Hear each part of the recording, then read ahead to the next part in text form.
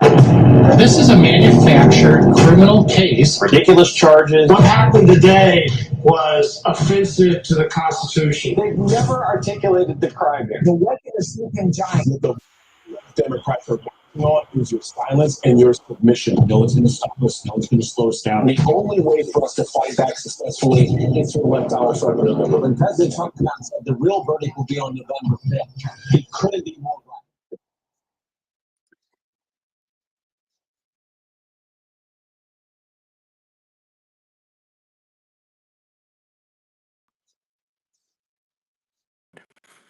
As this massive attack illustrates, there's a lot of opposition to people just hearing what President Trump has to say, and but I'm honored to have this conversation. I want to emphasize it's a conversation, and it's really intended to just get a feel for what Donald Trump is just like in a conversation. It's hard to catch a vibe about someone if you just don't hear them talk in a normal way. And when there's an adversarial interview, like no one's themselves in an adversarial interview. And this is really aimed at kind of open-minded, independent voters who just trying to make up their mind. And so you can understand like what is what is it just like to have a conversation. So honored to Donald, great to speak. We had a great conversation yesterday. As you mentioned yesterday, if we could just record that conversation and post it, it would have been excellent. And I hope we can have something like that today. Well, I think we will. I'm pretty sure we will. And congratulations, because I see you broke every record in the book with so many millions of people, and it's an honor. We view that as an honor. And then you do want silencing of certain voices. Usually those are voices that have something to say that are constructive, oftentimes constructive. And Yeah. so we have to consider it an honor. But congratulations on breaking every record in the book tonight. That's great. Well, thank you. Well, I mean, maybe we could start off with, the assassination attempt, which was an incredible thing. And I have to say that, your actions after that assassination attempt were inspiring. You, instead of shying away from things, instead of ducking down, you were pumping your fist in the air and saying, fight, fight, fight. And I think that's, I mean, the president of the United States represents America, and I think that is America. That is strength under fire, and so that's a big part of the reason why I was excited to endorse you as the president of the United States for having another term here. Is that was just incredibly inspiring. But I mean, what was it like for you? Not pleasant. I have to be honest.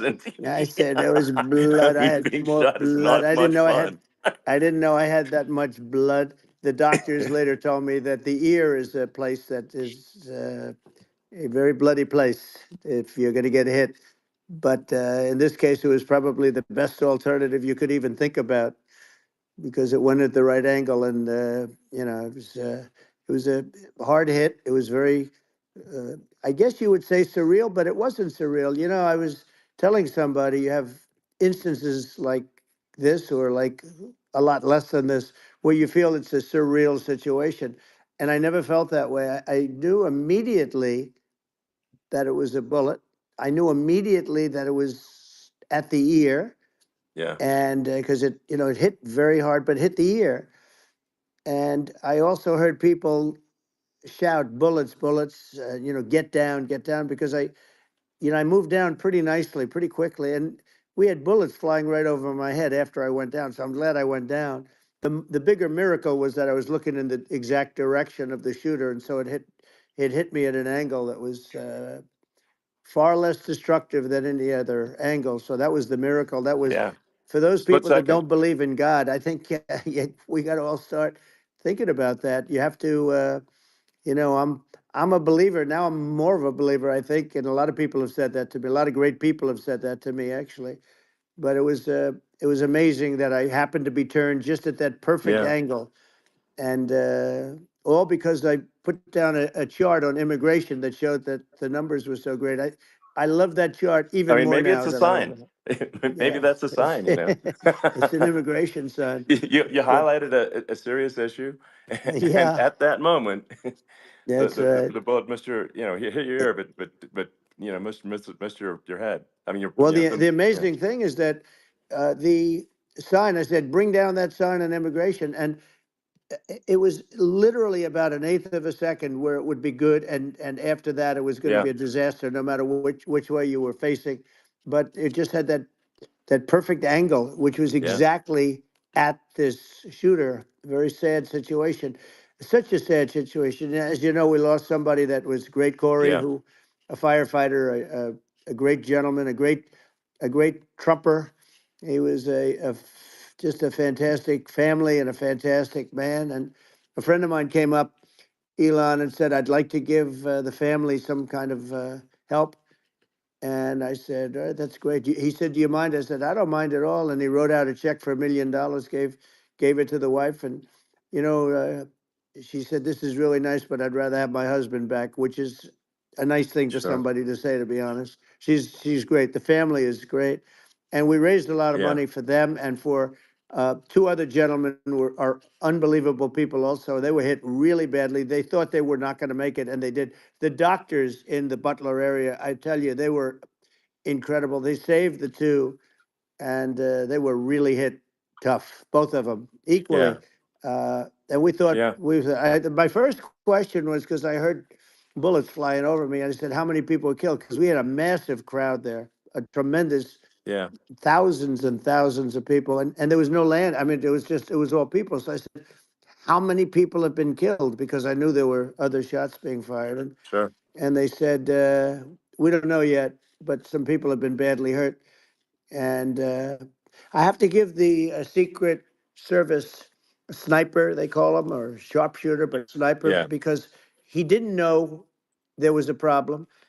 He's an extraordinary shot, obviously, and he didn't know there was a problem. And he was yeah, able to pick it all out within 5 seconds. And he used one bullet from very far away, I guess probably about 400 yards.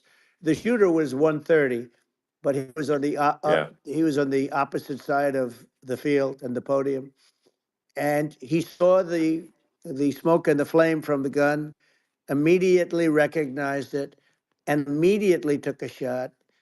And it was one perfect shot from very far away. And if he didn't do yeah, that, Elon, he would have. I mean, if he would have, a lot of people, a lot more people could have been sure, badly hurt and killed. So yeah, I have to absolutely, take my hat off to him, because that's also a surreal. You know, he's been with them for 23 years, and yeah, he's never had anything like this. And all of a sudden, he has to act, and it's a very tough thing to sure, act and to be shooting somebody. But he saw the gun, saw the smoke, saw the flame from the gun, very far away. I obviously has very good eyes. He's got very good vision, which assume you have yeah, to have in that particular work. But he took absolutely, aim very quickly, and they say it was approximately 5 seconds from long range, yeah, one bullet.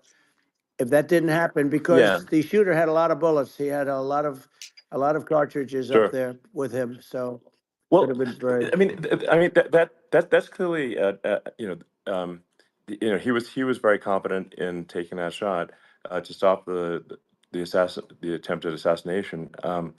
But I mean, there does seem to be, I mean, some pretty significant failings elsewhere in the system. Like, there's just no way that, like, how on earth does a shooter get on a roof 130 yards away? That seems crazy. I think most people people are wondering how on earth could such a thing happen? Well, you know, I view it as two ways. There should have been nobody on the roof. There were people, Yeah, because there were so many tens of thousands of people there. There were people that were seeing him, and there was one woman with a red shirt and right. Trump all over I it, saw and the video. she's screaming. That guy's got a gun. You know, you saw it probably. Yeah, yeah, There's yeah. a No, I guy saw up the there with videos. a I gun. mean, it's like I guess, I mean, for my part, and I think probably many members of the public are wondering how the heck are, you know, basically people wandering by it pointing out there's a guy on the roof with a gun. Yeah. And they're seeing it, but somehow it's not being addressed. That does seem Yeah, crazy. well, they're going to learn from this. The communication between the local police, who sort of had an idea, and then ultimately a man lifted himself up to the roof, could barely do it because he was pulling himself up, and Yeah, he saw the man with the gun. The man with the gun pointed the gun at him. He thought he was probably going to get shot, but he was like pulling himself up, and because of that, he couldn't get to his gun and he fell down. Actually, very badly hurt his leg, his ankle. I hear very badly, okay. but he fell down, and he did. From what I understand, he did say there's a guy up there with a gun, and the shooting started very quickly after that. I think it forced the shooter to go maybe quicker. He was supposed to be a very good shot. Yeah, My sons, Don and Eric, they can't believe what happened, but they said from 130 yards, a bad shot would hit that target almost every time. They said it's like in golf, yeah, sinking a 2-foot putt. yeah. It's not a tough No, shot. it's not a long shot. The Secret Service person had the long shot. He had triple the Yeah, distance actually. So it was a terrible thing. Look, it's hard. I have to say this about the Secret Service. When I went down, and I went down based on I think they're screaming, but other people also, because people saw this happen. You had so many people. One of the miracles was that nobody ran. I mean, if a gun goes off, the crowd yeah, control people showed us this. When guns go off, and it does happen in stadiums at a soccer match or some kind of a match, everybody flees. They call it a stampede, like cattle. But everybody, and a lot of yeah. people get killed with those stampedes. We had Sure. more people than you'd have at some of these matches or these games, and nobody left. You had a small group behind us in the grandstand, and that was full. And you look at it as it was taking place, and normally they'd be running. They didn't leave. They saw that I was hurt. They saw a lot of blood, and they saw that I went down, and it's almost like they wanted to be with me. Well, out front, you had thousands, tens of thousands of people. As far as the eye could see, you had people in Butler, as far as the eye could see, and Yeah, and a lot of press too. There were many cameras on watching this. It's what makes it so different, because normally things happen that aren't good, but you never have a picture of it. Here we have all these cameras shooting it, so yeah, sort of amazing. But one of the interesting things was that you didn't have anybody flee. You didn't have anybody stampede. sure. Nobody. And there were some people behind me. They stood up and they're looking like, I mean, I'll tell you, Yeah, you yeah. want to have them in a foxhole with you. I want to meet some of those people Sure, because sure. it's so different from what you heard. But so so I was down. But the Secret Service Yeah, guys, there were bullets flying right over my head. You could hear them go whizzing, yeah, and these guys came jumping on top of me, and a young lady, Kate, uh, would jump. They moved so fast, and let me tell you, that took tremendous courage. Now there was a lack of coordination. There was, obviously everybody understands that somebody that building should have been covered, and yeah. I mean, that was I the think big that thing. I mean, looking at the aerial views, that building would be like the number one spot for a sniper. I mean, it's like the if you were to pick like what is the favorite place, what if you so if the goal is to assassinate, what's your favorite spot? That building, the You're roof of that right. building would be number one. That would have been the spot. It's like you can ask for a better No, location. It's like number no, that one. would have been the spot. Um, What people think yeah, is when the local policeman, who, by the way, he really he did what he was supposed to do. He couldn't hold on any longer. And then when he got yeah, his head just peeking above, this guy standing there with a gun at his head. And when he fell down, again, hurt his ankle very badly, but he was making the calls. But what happened is the firing took place very soon. So what they yeah, think is that this guy ran to his site, which he had all planned out with the gun. Uh, he ran to the site and he started shooting fast. And maybe that's why he sort of missed. I mean, he uh, yeah. But he as you got said, me, he but would have hit. it I mean, could have been a much yeah. bigger problem. But he totally would have hit if you hadn't turned your head. So like there was it was a very near thing. It was a So miracle. If I hadn't um, turned my head, yeah, I would not be talking to you right now. As much as I like you, exactly. I would not. Yeah, I would well, not be talking to I you. mean, be talking to me from another realm, perhaps. Yeah, that's Um, right. We'd be talking from a so different place. But it was a it was a very terrible experience. The Butler Hospital, they did such a great job. The doctors were so good. Everybody was so good. There was a mistake. If somebody knew, because people were hearing that, there was just a bad feeling that there was somebody was around. You know that story now. It's been pretty yeah, well. yeah, And yeah, if somebody could have said, because they've oftentimes said, like there'd be a lightning storm or something, because I've done, I think, over 300. I think I did a lot more than that, but we did a lot. And oftentimes they'll say, sir, could you wait 10 minutes, please? Sir, could you wait 20 minutes? There's a storm overhead or lightning or something, right? And yeah, that happens yeah, often. And this would have been a perfect time for that to have happened, but it yeah. didn't get coordinated. That was the problem. Well, it was your I think your actions in the heat of fire, and like what I found admirable there was that you can't fake bravery under such circumstances. The courage is instinctual or it is not. It's not a rehearsed action. And so I just want to say that I think a lot of people admire your courage under fire there. And Well, yeah, so thank you very yeah, much. I appreciate it. I didn't think of it. I just wanted to get up and I wanted to stand up. I wanted to let people know, I felt I was good when they were on top of me, covering me, actually, very much covering me and very bravely. But I wanted to get up. I said, I want to get up. And they wanted, they have everything there. They wanted stretcher. I didn't like the stretcher, and I knew I was hit in the ear, but I knew I wasn't hit anywhere else. They felt I was hit someplace else yeah, because it was such a lot of blood, and they were sure that I was hit someplace else. And they were saying, "Sir, you were hit in more than the ear." I said, "Nope, I was hit in the ear. I want to get up. Let me get up." And so I got up, and the crowd didn't know what to think. I mean, this was so many people, and you could see they were confused. They didn't know what to think, and I wanted to let them know I was okay. It was very important for me to let them yeah, know that, and they went wild. You've seen the after. They didn't go wild when I yeah, got up because they didn't know, was I alive. You really couldn't tell when I stood up before the hand, before the fist in the air. Uh, they didn't know if I was alive. Nobody did, and.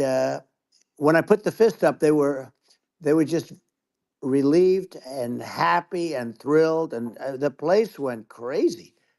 It was pretty amazing. yeah. It was a Well, terrible thing, but it it was was really nice. incredibly moving. Yeah. Well, and I mean, speaking of the sort of slide that got you to turn that saved your life, really, was the illegal immigration Right, slide.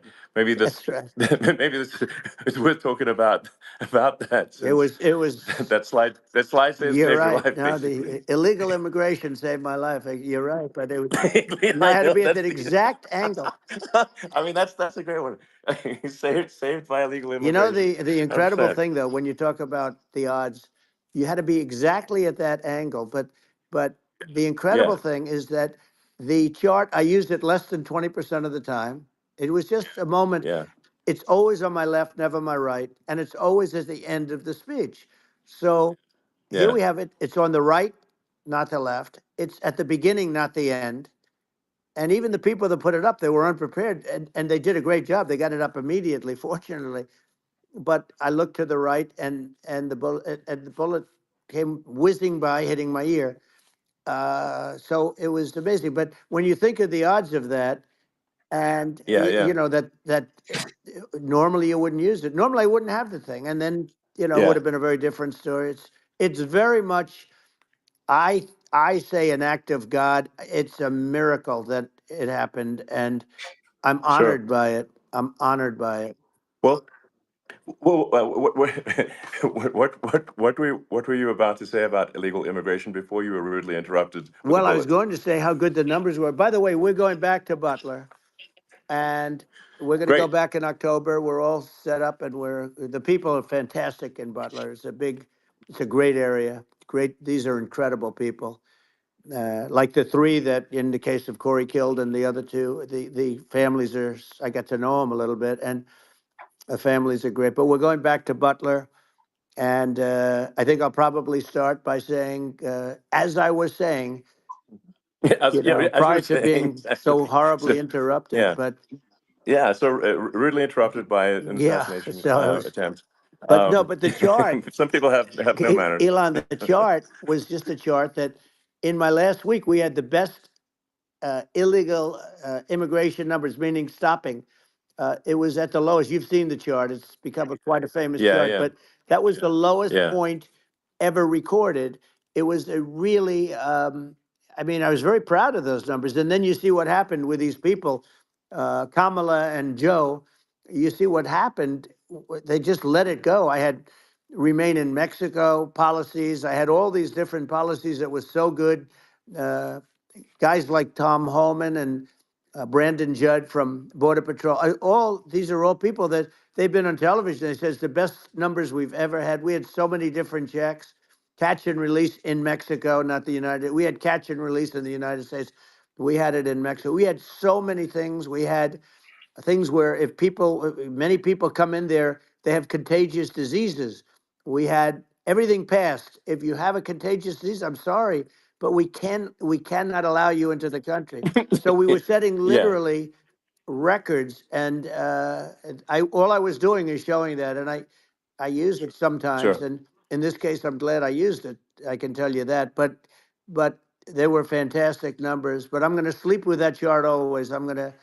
I'll be sleeping with that chart. That chart was very important for a lot of reasons. Well, I mean, would it be accurate to say that you're supportive of legal immigration, but but we also need to shut down illegal immigration, and especially unvetted illegal Yes, immigration, because and that's not the same as saying that everyone who's an illegal immigrant is bad. In fact, I think most people who are illegal immigrants are actually good, but you can't tell the difference unless there's a solid vetting of who comes across the border. Does that accurately 100%. represent your position? I say it Okay. very simply. They have to come in legally. They have to be checked. Yeah. Because look, Kamala was the border czar. Now she's denying it. Everything that I do, she's Yeah. saying she was strong on the border. We're going to be strong. Well, she doesn't have to say it. She could close it up right now. They could do things right now. It's horrible. Uh, no tax on tips, and all of a sudden she's making a speech and there will be no tax on tips. I said that months ago. And by the way, they had just the opposite. They had not only tax on tips, but they hired 88,000 IRS agents, and many of them were assigned to go get waitresses and caddies and all of this on tips. They have a policy. They had a policy that they were really going to go after you and were really harassing people horribly. And then all of a sudden, for politics, she says, she comes out with what I said, which I think is terrible. And I think it's also hitting them very hard. These people are fake. Now they're also saying they did a good job on the border. We had the worst numbers in the history of the world, not of our country. There's never been a country in history that has had a catastrophe like this. We've had, I believe, and I think you believe this too, you hear 12 Yeah. million, 13. I believe it's over 20 million people came into our country, Yeah. many coming from jails, from prisons, from mental institutions, or a bigger version of that is Yeah. insane asylums, and many are terrorists. And I'll tell you what, they're coming not just from South America, they're coming from Africa, they're coming from all over the world. They're coming from Asia, they're Yeah. coming from the Middle East, they're coming from countries that are uh, stupidly and horribly bombing Israel October 7th. They're coming from all over the world. And you look at, it's so sad October 7th because it should have never happened. Yeah. It's so sad when Sure. you look at Ukraine. It should have never happened. We have a defective Yeah. government. These are defective people, and they're not people that should be running it. But where you see it the best is the border, because you have millions of people coming in a month, and then she gets up and she tries to pretend like she's going to do something. She had 3.5 years. And by the way, they have another 5 months that they can do something, but they Yeah. won't do anything. It's all talk. She's No. incompetent and he's incompetent. And frankly, I think that she's more incompetent than he is. And that's saying something because he's not too good. Yeah. No. I think it is. essential to have a secure border. I mean, you're really not a country unless you have a Correct. secure border, and And uh, secure elections you too. know, yeah, absolutely secure elections, and so it's just essential to have a real border, or we can't function as a country, and our service, our central services are being overwhelmed in a lot of cities, and as we were talking about earlier, I think having a legal immigration process that is smooth and efficient and done well, and speaking as someone who is a legal immigrant, and I think I mean, like one way to think of it is, who do you want on your team? Um, who do you want on Team America? And I think we want to just say, okay, we want to let in people who are gonna, be great contributors to our society and to our economy, Right. and who do you want on the team? And it's not to say that, like in my opinion, actually, I'd say like probably most of the illegal immigrants actually are actually good, hardworking people. That's my opinion. But some are not, and you just have this sort of adverse selection process where, if somebody's if somebody's like you know, uh, has a career in theft or robbery. I don't understand what's taken them so long to get here, because we're such a target-rich environment. Um, I mean, why aren't more people who have a career in, bad things coming here sooner? Because I mean, it's a piece of cake to go rob, houses in LA or New York, compared to other parts of the world. And in a lot of places in America, if you try to stop the person who's robbing you, you'll be arrested. Yeah. Yeah. So it's insane. It's right. I mean, what's happening with crime, and our police are so good, but they're not allowed to do their job. But I have to tell you, Elon, I They're hate not. to say it because it's such a downer to say it. I hate to say it. I hate it, but f- you have a lot of people that just shouldn't be. I think it's a much bigger number than you think. They're I allowing, think you're again, right. they're Yeah. allowing people from their jails. And if you were running one of these countries where they're coming from, you would have had all of them. As an example, Venezuela, their crime is down 72%. They're taking their drug dealers, they're taking, frankly, their prisoners, they're emptying out their prisons. They're taking their criminals, their murderers, their rapists, and they're Yeah. delivering them into But the. that's what Castro did. Yeah, That well, he did on a he much smaller scale. yeah, It was a much smaller yeah. scale. But this is a massive scale because this is being done worldwide. But here's what's happening: crime all over the world is down. And wait till you see the numbers that we have. This is migrant crime. This is crime that's going to be. Yeah. And I saw it today in New York where somebody was knifed with raped the girlfriend of a man that stood there watching in New York in one of the shelters and started Sure. pulling out the knives, and bad things happened today. But this is happening every day. These are rough people. These are people that are in jail for Yeah. murder and all sorts of things, and they're releasing them into our country, and they're telling them, if you come back, we're going to kill you. We're going to give you the death penalty or kill you. So they don't want to come back. But these are rough people. Yeah. These are criminals that make our criminals look like nice people, and it's horrible what they're doing. And she's in charge of it because now she's trying to say she Sure. had nothing to do with it, and she's such a liar because she was called the border czar the first day, and it was on the headlines of every newspaper. She's the border czar, and she never even went there. She went to one location which had nothing to do with where the problem is. She went in and out, I Right. guess, because she was getting a lot of pressure, Yeah. but Yeah. had nothing to do where the problem Yeah. is. But she was Well. the Well. border czar, and people Yeah. Yeah. can't allow them to get away with their disinformation campaign. Now she's trying to say that she wasn't really involved, and the whole thing is horrible. She was totally in charge. She could have shut the border down without him. He didn't know what he was doing anyway, so he wouldn't have even known Yeah. what happened. You could shut the border down; he wouldn't Yeah. even know the difference. But uh, the fact is that she was border czar. But if you don't have to call her Yes. that, the fact is you could just call her. She was in charge of the border, and the border was the worst Right. ever. It's simply not working. No, It's it's I mean, horrible. whether it's by whether it's a question of of intention or competence, either way, we don't have a secure border, and we have people streaming over like it looks like a World War Z zombie apocalypse at times.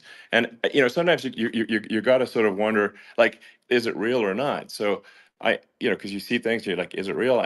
So I went to the border at Eagle Pass, and I saw for myself in Texas, and I was like, okay, it's real. I'm like seeing this in real time. I actually posted the video like just live. I just flew there one day and just to see, hey, is this made up or real? And I'm just seeing people stream across the border, and I have to say, at least the people that I saw did not look friendly. So These are people people. can look at my video and say, hey, Yeah. does these people look friendly? I don't look super friendly. So These are people that um, Elon would not be the same man if he had to walk across the street and look these people in the eye. These are rough people. These are really rough people coming across.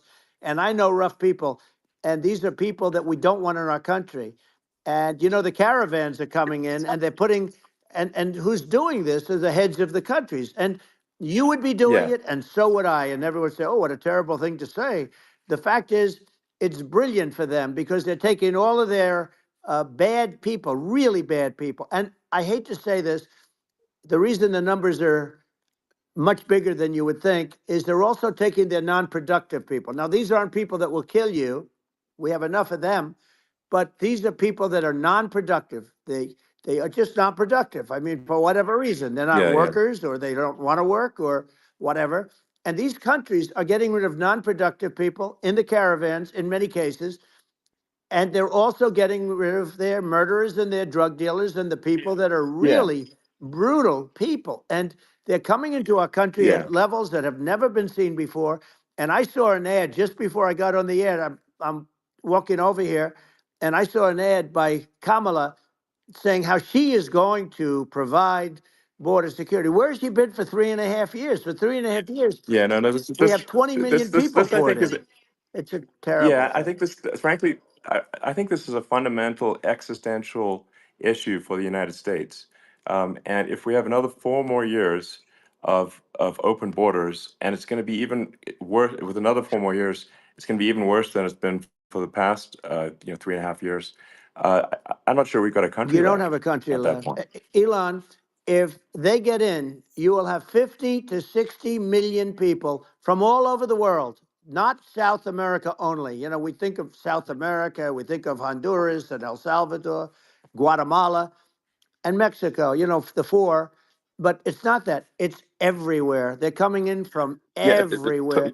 And I had to stay in yeah, I think Mexico. this is a super important Yeah. point. Like people, it's like basically when I went down there, I was like, well, where are people from? It's like almost no one was from Mexico. To be No, clear, Mexico it's less, it's just it's just it's less of just the the others. border. It's just the border with Mexico. But the people coming in, it's Earth, the rest of Earth, and America is only about 4 or 5% of the population of Earth. It would only take a few percent of the rest of Earth to overwhelm everything in the We're U.S. already So overwhelmed, Elon. We're overwhelmed. You had to see the news tonight about New York. New York, and I love that place, and what they're doing to it is horrible, what they're doing to it. And all the courts do is they yeah, try and focus on Trump. Okay, let's focus on Trump, who did nothing wrong. I complain about a rigged election. Elon, what's happened is unbelievable. You have from Africa, from the Congo, they're coming from the Congo, and 22 people came in from the Congo recently, and they're murderers, and they're dropped. They drop them. They take them out of jails, which is very expensive, to maintain the jails. Although they don't do too much maintaining, I can tell you. But they take them out of jails, prisons. They take them out, and they bring them to the United States. They deposit them in the United States and say, "Don't ever come back, or you're going to be executed." And they don't want to come back, but they won't come back. sure. But they're coming from Africa. They're coming from Asia. They're coming from the Middle East. They're coming from South Well, America. just They're Earth, coming from rest of Earth, everywhere. basically. And there are a lot of Yeah, really everywhere on bad Earth. ones. It's just an everywhere on Earth thing, and it's just not possible for the United States to absorb everyone from Earth, or even a few percent of the rest of Earth. It's just not possible. Well, So Elon, we're going to have that's just to yeah, finish this up, we're going to have the largest deportation in history of this country, and we have no choice. Otherwise, we're going to have a country. What they've done to our country. Think of it, with in Venezuela and in some of these other countries, Crime is down 50, 60, 70, 80%. And you would be the same. Yeah, I'll yeah, tell you what, Venezuela has not gotten rid of all of them. They've gotten rid of about 70% of their really bad people. Their jails are about 50% uh, put into the United States. Same with other countries. Some sure. are at 30%, some are at 50%. They're all different. But the bottom line is they're all going to be at 100%. Why wouldn't you put 100% of it? Yeah, And they're doing it right now while this third-rate phony candidate. Don't forget, I beat Biden. He failed in the debate miserably. And, some people said, oh, gee, it's too bad. It's too bad he did so badly, or I did well in the debate. The first night they said, wow. One of the people at CNN said that was the greatest debate performance I've ever witnessed. And then 2 days later, they didn't talk about that. They just said he was bad. But that's okay. That's the way I get treated. And I don't mind that at all. What I can tell you is this. We cannot have a Democrat. We cannot have her. She's incompetent. She's as bad as Biden in a it's different. Look, yeah. she hasn't done an I mean, interview since this yeah, whole scam started. well, And say what you want. This yeah, was a coup. This was a coup of a president of the United States. He didn't want to leave, and they said we can do it the nice yeah. way or we can do it the No, hard way. yeah. Not, I mean, they just took him out back behind the shed and basically shot him.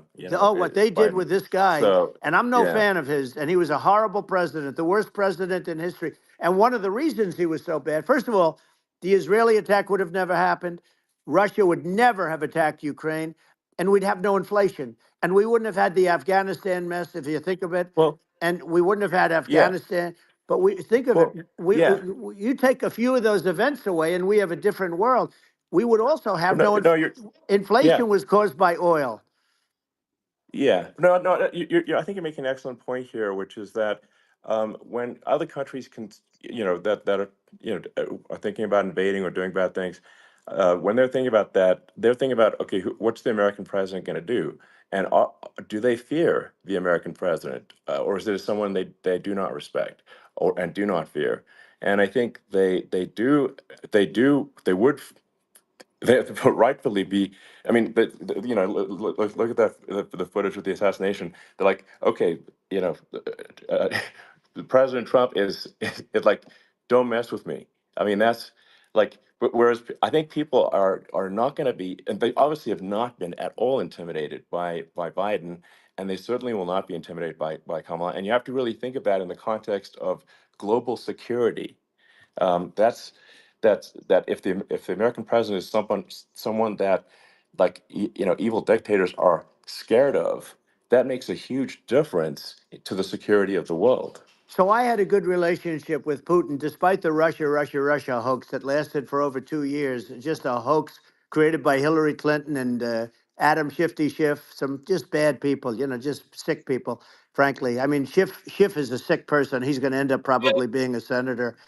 It's hard to believe. The whole thing is hard to believe. But, they put our country in danger with that stuff, too. They actually, when they make up stories, and you have to fight your way out of it for a long time. But I know Putin very well. I got along with him very well.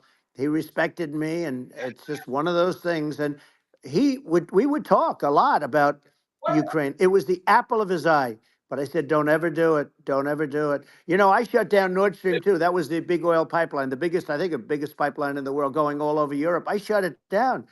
Biden came, and then they say, Yeah, I loved Russia. I was a friend of Putin, and I loved Russia. No, he actually said to me one time, he said, if you're my friend, I'd hate to see you as an enemy. I shut down his pipeline, the biggest pipeline. They were looking at that to yeah, fund, and this pathetic president gets in there, and the first thing he did, one of the early things he did, is he shut down Keystone XL pipeline, which is our pipeline that would have employed 48,000 people, pipeline workers, shuts it down. That was, a massive job that Obama refused to allow. yeah, I allowed it in my first week because it was jobs and it moved oil. And by the way, in a much more environmentally friendly way. It's underground. It's not a truck that catches on fire or a train that catches on fire.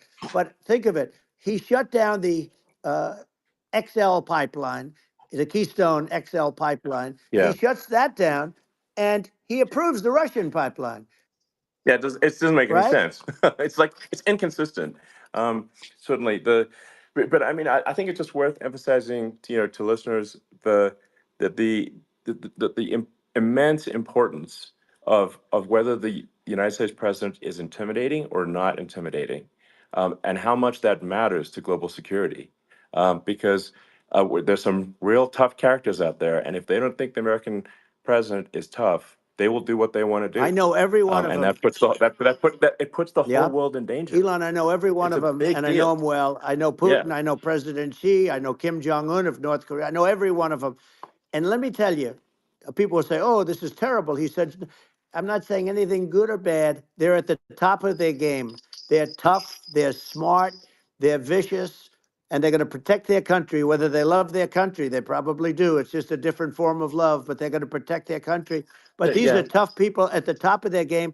And when they see a Kamala or when they see Biden, Sleepy Joe, they can't even yeah, believe it. They can't believe this happened. All the stuff that you're seeing now, all the horror that you look at Israel, they're all waiting for an attack from Iran. Iran would not be attacking, believe me. You know, when I was there, and I say it with respect because I think we would have been good with Iran. I don't want to do anything bad to Iran, but they knew not to mess around. Iran was broke because I told China, if you buy from Iran oil, it's all about the oil. That's where the money is. But if you buy oil from Iran, you're not going to do any business with the United States. And I meant it. And they said, we'll yeah, pass. yeah. They didn't buy oil. Other countries, likewise. Sure. You want to buy, you're not doing business with the United States. And they were at a point where they had no money for Hamas. They had no money for Hezbollah. They had no money for any of these instruments of terror. And it was amazing. In fact, there were articles when I was leaving, which is hard to believe, actually, especially when you look at what's happened to our country. Our country is so bad right now. It's such a different place. We were respected.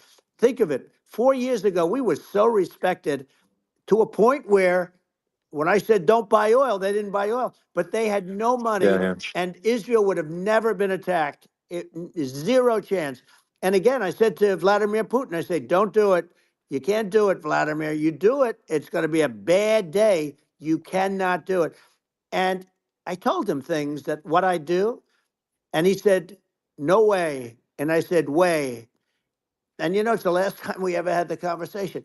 He would never have done. I got along well with him. I hope to get along well with him again. You know, getting along well with them is a good thing, not a bad thing. I got along well with Kim yeah, Jong Un.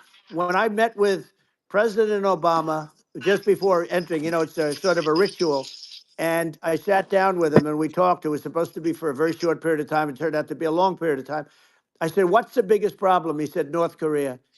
I had that problem worked out very quickly. It was nasty at the beginning with Rocket Man and, you know, all the different things. yeah. But all of a sudden I got a call. Oh, Those were some epic tweets, by the way. yeah, they Those were, were no, like they were epic absolutely. everything. He said that he has a red button on his desk. I said, I have a red button on my desk too, but my red button is much bigger and my red button works. And then I called him Little Yeah. Rocket Man of Little Rocket Man. Anyway, here's the bottom line. All of a sudden I got a call from him and they said they want to meet. They want to meet me. And we met, Yeah, as you remember, we met in Singapore. We met also in Vietnam. And I got along with them great. We were yeah. in no danger. But Yeah. It's President because Obama thought they we were going respond. to end up in Yeah, a nuclear war with him. And let me tell you, he's yeah. got a It's not lot of true. nuclear Yeah, stuff too. He's exactly. got plenty of nuclear. It's He can do plenty of damage. it's So, yes. I mean, it's because I mean, people like Kim Jong Un. They respond to yeah. strength, not weakness. Well, And he if you and I project had a good strength, relationship. you're good. Remember, I Yeah, remember I met him and we walked onto his land. Nobody ever walked onto his land before. I walked onto. I wouldn't say. yeah. Let's That bring was up cool. Secret Service again. I wouldn't say they were thrilled when I did that. I walked onto his land, and it was an amazing period. But we were not in danger with him because of me. You know, I always Yeah, say that we have enemies on the outside and we have enemies on the inside. We have some really bad people in our government and people that are and controlling of the people. I mean, I'd mention names, but I really don't want to give them the credit. But we have some really bad, and I say they're more dangerous than Russia and China. If you have a smart president, a president that gets it, we are not in danger from those countries because they need us and they need our help. I mean, we forced Obama, if you think about it, Obama and Biden and Bush to a certain extent, in all fairness, forced Russia and China together. And if you're a history student, the first thing you learn is you cannot let Russia and China align. But then they also got, if you take a look, Iran, and they have North Korea. That's, they call it the axis of evil. In the old days, you had the axis of evil. Here we have a modern day axis of evil.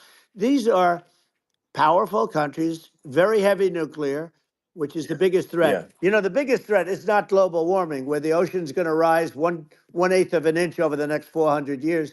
And you'll have more oceanfront property, right? The biggest threat is not that. The biggest threat is nuclear warming, because we have 5 countries Well, now that yeah. have significant nuclear power, and we have to not allow anything to happen with stupid people like Biden.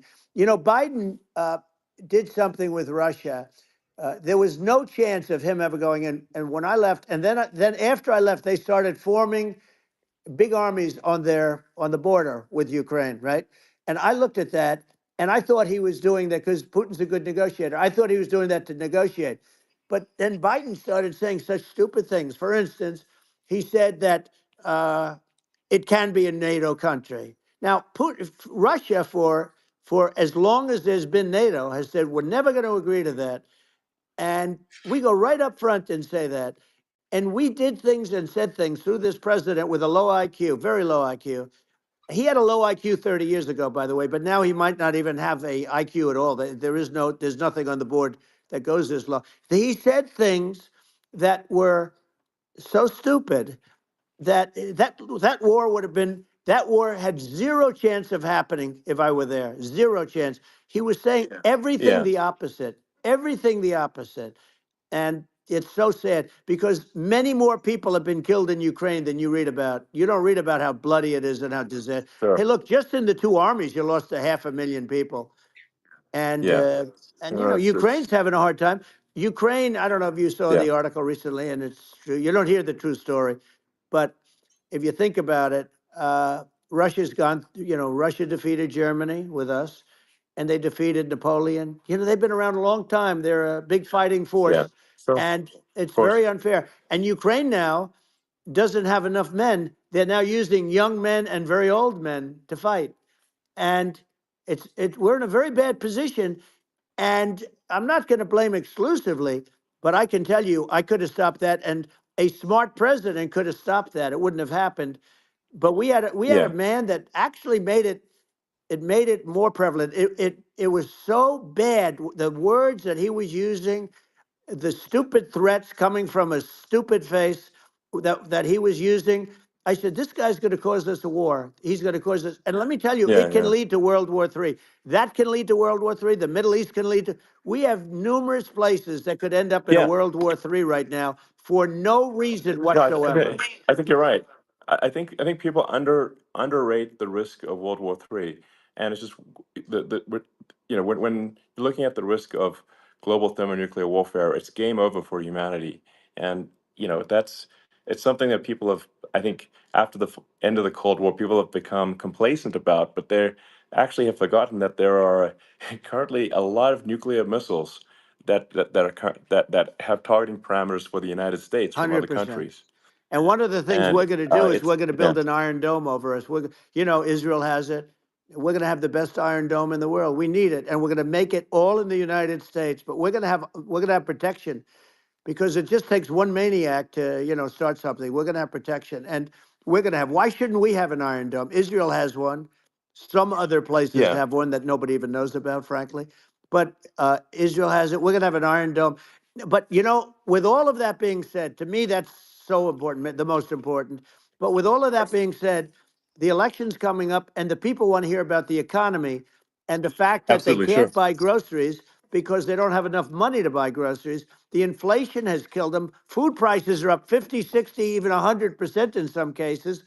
And this stupid administration allowed this to happen. And it's a shame.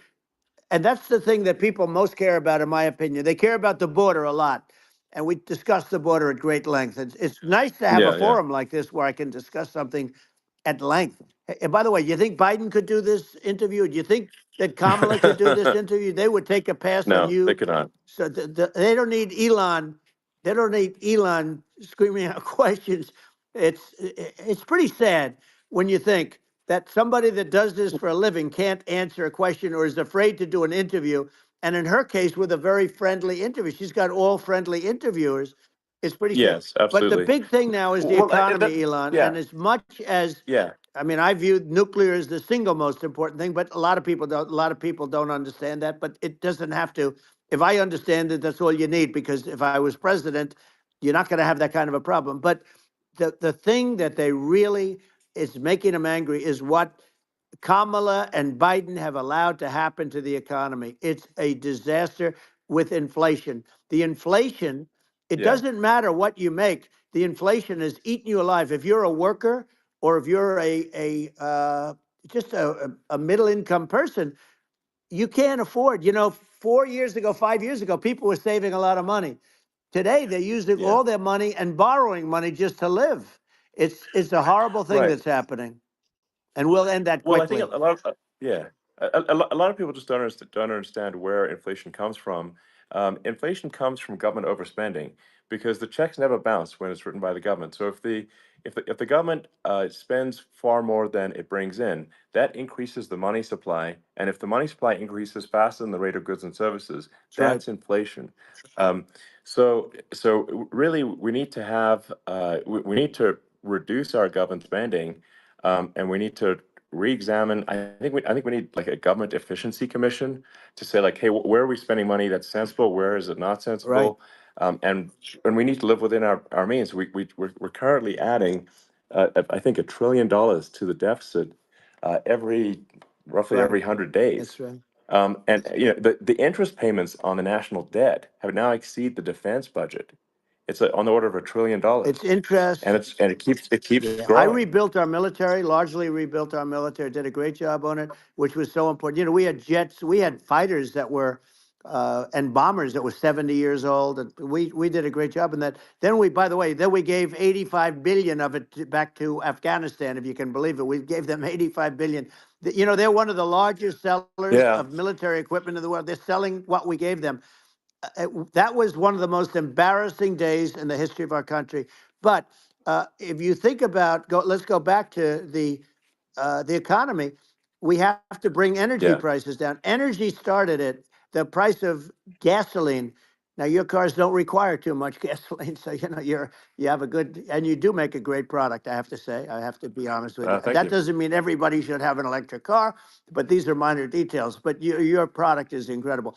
But the Thank you. gasoline, Elon, is the cost of energy. Not only gasoline, it's the cost of heating your house and cooling your house.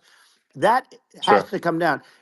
It's gone up 100%, 150, and 200%, and that has to come down. When that comes down, and we're going to Yeah. drill, baby, drill. They stopped drilling, and then they went back to drilling because they went back to the Trump policy. But if they won the day after they get into office, this country will go out of business because they're going to go to an energy policy that's not sustainable, wind and different things. You're not going to have anything. Yeah. And I know you're a big fan of the AI, and I have to say Yeah. that AI, and this is shocking to me, but AI requires twice the energy that the country already produces for everything. So you're going to have to build. We're going to have to build a lot of energy if our country will be competitive with China, because that's our primary competitor for this on the AI. You're going to Sure. need a lot of Well, I mean, electricity. You're going to need tremendous yeah. electricity, like almost double what we produce now for the whole country, if you can believe it. Sure. Well, just going, back to this, like this basic thing, which that people try to make it sound complicated, but it's not. But inflation is caused by government Right. overspending. Would you agree that we need to take a look at government Yes. spending and have perhaps a government efficiency commission that just tries to make the spending sensible and so the country lives within its means, just like a The person does. waste is incredible, and nobody It negotiates is. prices. You used to have a lot of people making jets, and you end up with two companies, and they'll probably try and merge at some point. I mean, I went through it like Air Force, just a thing like Air Force One. One of the first documents they asked me to sign, a general said, "Sir, would you please sign this document?" And what is it? Air Force One. That's with Boeing. which is basically two planes, two 747s. And the price was Yeah. $5.7 billion for two planes. Now they're Wow. highly sophisticated. That's They're insane. even nicer than your plane, okay? But much more sophisticated. They're very, I won't say what's on it, but they got a lot of stuff on it. Anyway, but it's Sure. 5.7. I, That's a crazy it's a number. crazy number, but I said, I'm not going to pay 5.7. I'm not going to do it. I said, who made the deal? Obama and his people. I said, well, then I know the deal's no good. I'm not going to do it. And over a course of about 4 weeks, by my saying I'm not going to do it, I got the price reduced by $1.6 billion for the exact same plane, other than we had a nicer paint job, if you want to know the truth. But for the exact same plane, I saved one. And I said to Boeing, man, you guys must make a lot of money if you can reduce the price by that. But now what I do hear is that they're going back to the Biden administration and wanting big cost overruns, because they see these dopey suckers in there and they'll end up getting some of the money back. But I shaved it by $1.6 billion for the exact same plane. And you can now take that and multiply that out times thousands of other Exactly. items. And Multiply it by yeah, a the zillion, numbers are and yeah, yeah. astronomical. I agree with you. Well, I mean, if so, I think it would be great to just have a government efficiency commission that takes a look at these things and just ensures that the taxpayer money, the taxpayers' hard-earned money, is spent in a good way. I'd be happy to help out on such a commission I'd love if it. it were formed. Well, you're the greatest cutter. I mean, I look at what you do. You walk in and you just say, "You want to quit?" They go on Yeah. strike. I won't mention the name of the company, but they go on strike, and you say, "That's okay. You're all gone. You're all gone." So every one of you is gone, and you are the greatest. You would be very good. Oh, you would love it. But if you look at Argentina. Well, I'd be happy to Yeah, by help the way, out. congratulations. I Yeah. just looked at the number of people that are listening to you and I chat. We'll call it a chat. But Yeah. congratulations. This is very good. I mean, it's great. And you're an interesting character. The new head of a place called Argentina, and he's a big, Malay's he's awesome. great. And Yeah. he's a big MAGA fan, that he ran on MAGA. And he took it to an extreme too. He ran on MAGA, and I hear he's doing really a terrific job. It's called Make Argentina Great Again. It worked out perfectly. He came in, he bought a lot of hats, he brought everything, but he's doing a big job. He really cut. And I'm hearing Yeah. they're starting to do pretty well. Inflation's getting down. They had like Yes, exactly. 2,000%. And they had inflation like not normal inflation. They had the real deal. But we're going to Yeah. have that pretty soon. I think we Yeah. have the worst inflation we've had in 100 years. They say it's 48 years. I don't believe it. I think we have the worst. They Yeah. don't include a lot of the items that should be included, you know. Yeah. Well, it's just from government overspending and not spending taxpayer money Yeah, effectively, and having just like so many departments, you can't even name them all. And what Malay is doing is he's cutting government spending. He's simplifying things. He's having putting in regulations that make sense, and I and we're Argentina overnight is experiencing a giant improvement that's in right. prosperity. But it's also a lesson for the United States, which is that um, Argentina used to be one of the most prosperous countries in the world. Um, Right. in the like in the 30s, 40s, and because of bad government policy, it ruined the country. And if you take Venezuela, for example, Venezuela should be incredibly prosperous. They have phenomenal reserves of everything, oil, everything, and it should be prosperous. But if the government's wrong, it impoverishes the people. And so I think we should not be complacent in the United States in thinking that and taking our prosperity for granted, because if with bad government policy, we can run the country into the ground. And that's just something people should bear in mind. Don't take prosperity for granted. Well, think of education. So we're ranked at the bottom of every list of the top 40. We're ranked number 40, number 38. Uh, Norway, Switzerland, Sweden, different countries are ranked good. Actually, China's pretty close to the top. They're a top 6 or 7, but we're ranked at the bottom, almost at the bottom, 38, 39, 40. In other words, horrible. And yet we spend more per pupil than any other country in the world. So we spend more. And what I'm going to do, one of the first acts, and this is where I need an Elon Musk. I need somebody that has a lot of strength and courage and smarts. I want to close up Department of Education, move education back to the states, where Yeah. where states like Iowa, where states like Idaho, not every state will do great because states that basically aren't doing good now. You look at Gavin Newsom, the governor of California. He he's terrible. He does a terrible job. So he's not going to do great with education. But of the Yeah. 50, I would bet that 35 would do great, and 15 Yeah. of them, or 20 of them will be as good as Norway. Norway is considered great. Uh, you can name them. I mean, they're so good. Some of Yeah. these countries are so good. But if you go into some of these really well-run states, we have states that don't know what debt is.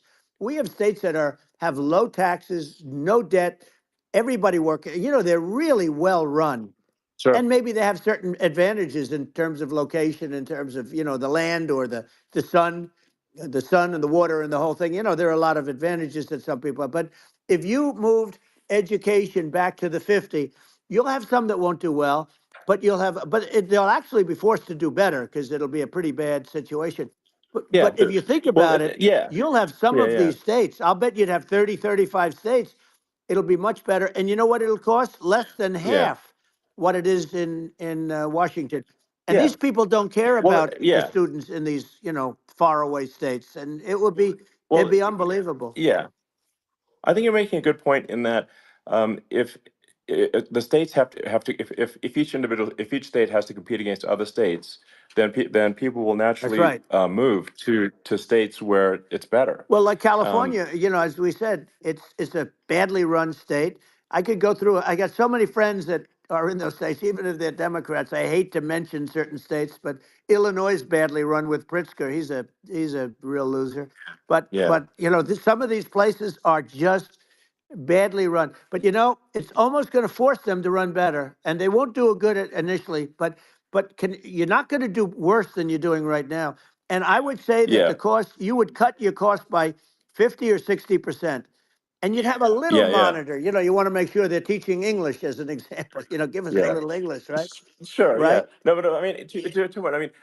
Some of these governors are doing so badly. I mean, they got so many people moving out of their state. They should get U-Haul Salesman of the Year award because they're driving so much U-Haul It's sales. actually Because just amazing. people moving out, you Isn't know. it amazing to you as a businessman that they can even survive? Like Illinois, so many people are leaving, and you wonder, how do they survive? I mean, how do they survive? Uh, I saw where you left California and you moved to Texas. Texas does a great job. But, I Yeah, mean, I just wonder, how do these states survive when big businesses, a big oil company just left California, as you know, and they moved to Texas. How do these big states survive when they lose so many businesses and their taxes are already really high? The taxes are among the highest yeah. taxes. You almost wonder, how do they continue on? And in many cases, the governors don't do a good job in their crime-ridden places. You wonder, how do they continue to just go on? It's Well, not a good I think there's. situation.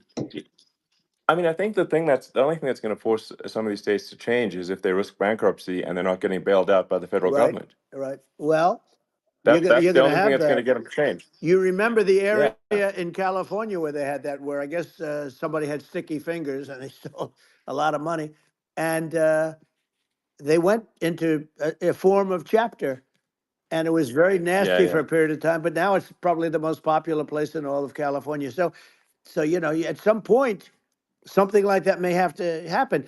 But the problem is, you can't penalize people that loan money to the state when you have incompetent people like a Pritzker. Look, the family didn't want him in the family business, and then he ends up being governor of Illinois. So what is he going to be? Is he going to be a great governor? And you have people. I could name every one of them. I got to know every one of Yep. these, and some are very good, and some are just horrible. Well, I think that I mean the larger point here, too, as you're saying, like a lot of people are concerned about the economy, a lot of people are concerned about inflation, and inflation is effectively a tax on people that save money Yeah. and for people that are working day to day, it's just a form of taxation. And if we can solve the government spending problem, we'll solve the inflation problem, which means people will have a better standard of living, and Yeah. that's a really big Well, the deal. people that got hurt Um, worst are the people that did it the way they were taught to do it all through, their younger life and their young life and their whole life. The people that saved money and then they got no interest on their money and inflation destroyed them. And frankly, they were almost better off if they didn't do anything like that. I mean, those people have been absolutely decimated, and we're going to bring those people back and help those people. We've got to get the prices down. When I look at bacon costing 4 or 5 times more than it did a few years ago, sure. when you look at some of the food products in grocery stores, people go, they can't believe it. They used to be able to buy a whole cart, and today, a lot of people just don't have the money. They go in and they can't buy anything. They look at Yeah, it's sticker I shock. think They it. call it Yeah, sticker shock, right? I think it really just comes, like I said, I think it just comes down to really, I guess, two things, which is that if you solve government overspending, you solve inflation, which improves living Right. standards of the average person, and then if you deregulate, like have sensible regulations, so because a lot of the regulations are nonsensical and cause the cost to be extreme for no reason, but unless you've got effective deregulation. Like Reagan did a great job on deregulation in the 80s, but it's been 40 years since we had That's right. anyone really. I mean, during your administration, we made some progress, but I think there's an opportunity to make, I think, radical progress with sensible regulation. Yeah. And Well, if it was Elon, we those two things, yeah, those are the big yeah, deals. we set a record. We did more deregulation and more restrictions on all of the different businesses than any other president. Remember, I had the rule for everyone we put in, you have to get rid of 10 or 12. And we did Yeah, radical cuts on all of that, and a lot of that's being put back by this administration. And we did radical cuts on things that weren't necessary. But we were all set. We had the best economy ever, maybe in the world. And then what happened is COVID came in, and we had to focus on that, and nobody knew what it was. And I always say I got good marks on economy, good marks on military. We knocked out ISIS. We did so many different things. We rebuilt. But, I never got the credit that we really deserved on what we did with COVID. We never got the credit. But if had that not happened, a gift from China, from Wuhan, came in from Wuhan, the Wuhan labs, and I always said it, and it turned out to be right. But yeah, had that not happened, we were set to start reducing debt. We were going to reduce taxes further. I gave the largest tax cuts, and we were going to reduce taxes still further for middle income people, not only businesses. But we did it for sure, businesses because they're the ones that's why we had the great job numbers. But we were set to really start reducing debt. And, we're sitting on the biggest pile of liquid gold anywhere in the world, bigger than Saudi Arabia, bigger than Russia. And we were going to drill, and we were going to make so much money. We were going to supply Europe with oil. I had stopped the Russian pipeline, and we were going to supply them with oil and gas. We were going to make a fortune. And then the COVID came in, and we really had to divert. Then what happened is when they came in, we kept a lot of businesses alive. If I didn't do what we did, we would have had a 1929 type depression. But the problem is when Biden came in, he got trillions of dollars and just started spending it stupidly. You didn't need it anymore. We got over that bad period where everybody was dying and feeling, it was just not a good period. Interestingly, during his administration, many more people died during his administration of COVID than during my administration, and we really got the brunt of it. But people don't realize more people died during his administration than ours. But it diverted us from doing what I wanted to do. But we had the greatest for almost 3 years. We had the yeah, great, and you know that probably better than anybody. So many of your friends said to me, the best years we've ever had in business were during the Trump years, and also said that African American, Hispanic American were so incredible.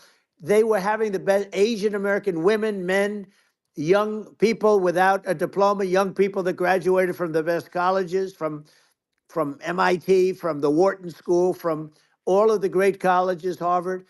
They were doing better, and people without a diploma were doing better. and everybody was happy. And then COVID came, and Sure. we had the problem is they spent trillions and trillions of dollars. They wasted. They shouldn't have taken any money, and we wouldn't be having inflation right now, which is killing our country. Yeah, yeah. Yeah, and absolutely. I mean, I should probably say something about like maybe my views on climate change Yeah, and oil and gas, because I think they're probably different from what most people would assume. Because my views are actually pretty, I think, moderate in this regard, which is that I don't think we should vilify the oil and gas industry and the people that have worked very hard in those industries to provide the necessary energy to support the economy. And if we were to stop using oil and gas right now, we would all be starving, and the economy would collapse. So it's I don't think it's right to sort of vilify the oil and gas industry, and I the world has a certain demand for oil and gas, and it's probably better if the United States provides that than some other sure. countries, and it would help with prosperity in the U.S. And at the same time, obviously, my view is like we do over time want to move to a sustainable energy economy, because eventually you do run out of. I mean, you run out of oil and gas. It's not there for. It's not infinite. Um, and there is some risk. I think it's not the risk is not as high as a lot of people say it is with respect to global warming. But I think if you just keep increasing the parts per million in the atmosphere long enough, eventually it actually simply gets uncomfortable to breathe. People don't realize this. If you go past 1,000 parts per million of CO2, you start getting headaches and nausea. And so we're now in the sort of 400 range. We're adding, I think, about roughly 2 parts per million per year. So I mean, it still gives us. So what it means is like we still have quite a bit of time, but so there's not like we don't need to rush, and we don't need to like stop farmers from farming, or you know uh, prevent people from having steaks or Right, basic stuff like right. that. Like you can leave the farmers alone, I agree. in How my opinion. crazy is that? Where I mean, you have farmers that are not allowed to farm anymore and have to get rid of their cattle, and the whole world is yeah, a that's little silly. crazy. But it's largely taken its lead from us. I just say though, I've heard in terms of the fossil fuel, because even to create your electric car and create the electricity needed for the electric car. Fossil fuel is what really creates that at the generating plants. And, so you sort of can't get away from it at this moment. I mean, someday you might be able to, but I do hear we have anywhere from 100 to 500 years left.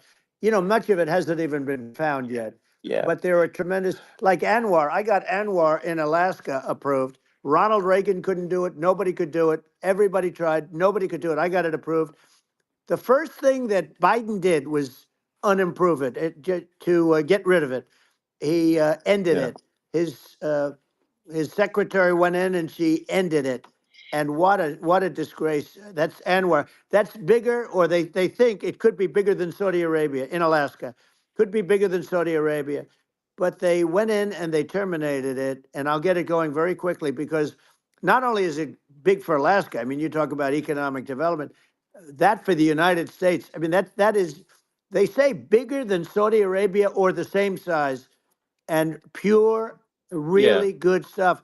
And, they end it. So I think we have, perhaps hundreds of years left. Nobody really knows. But during that Yeah. during that I mean, time, my something will estimate. come around that will be Yeah. very good.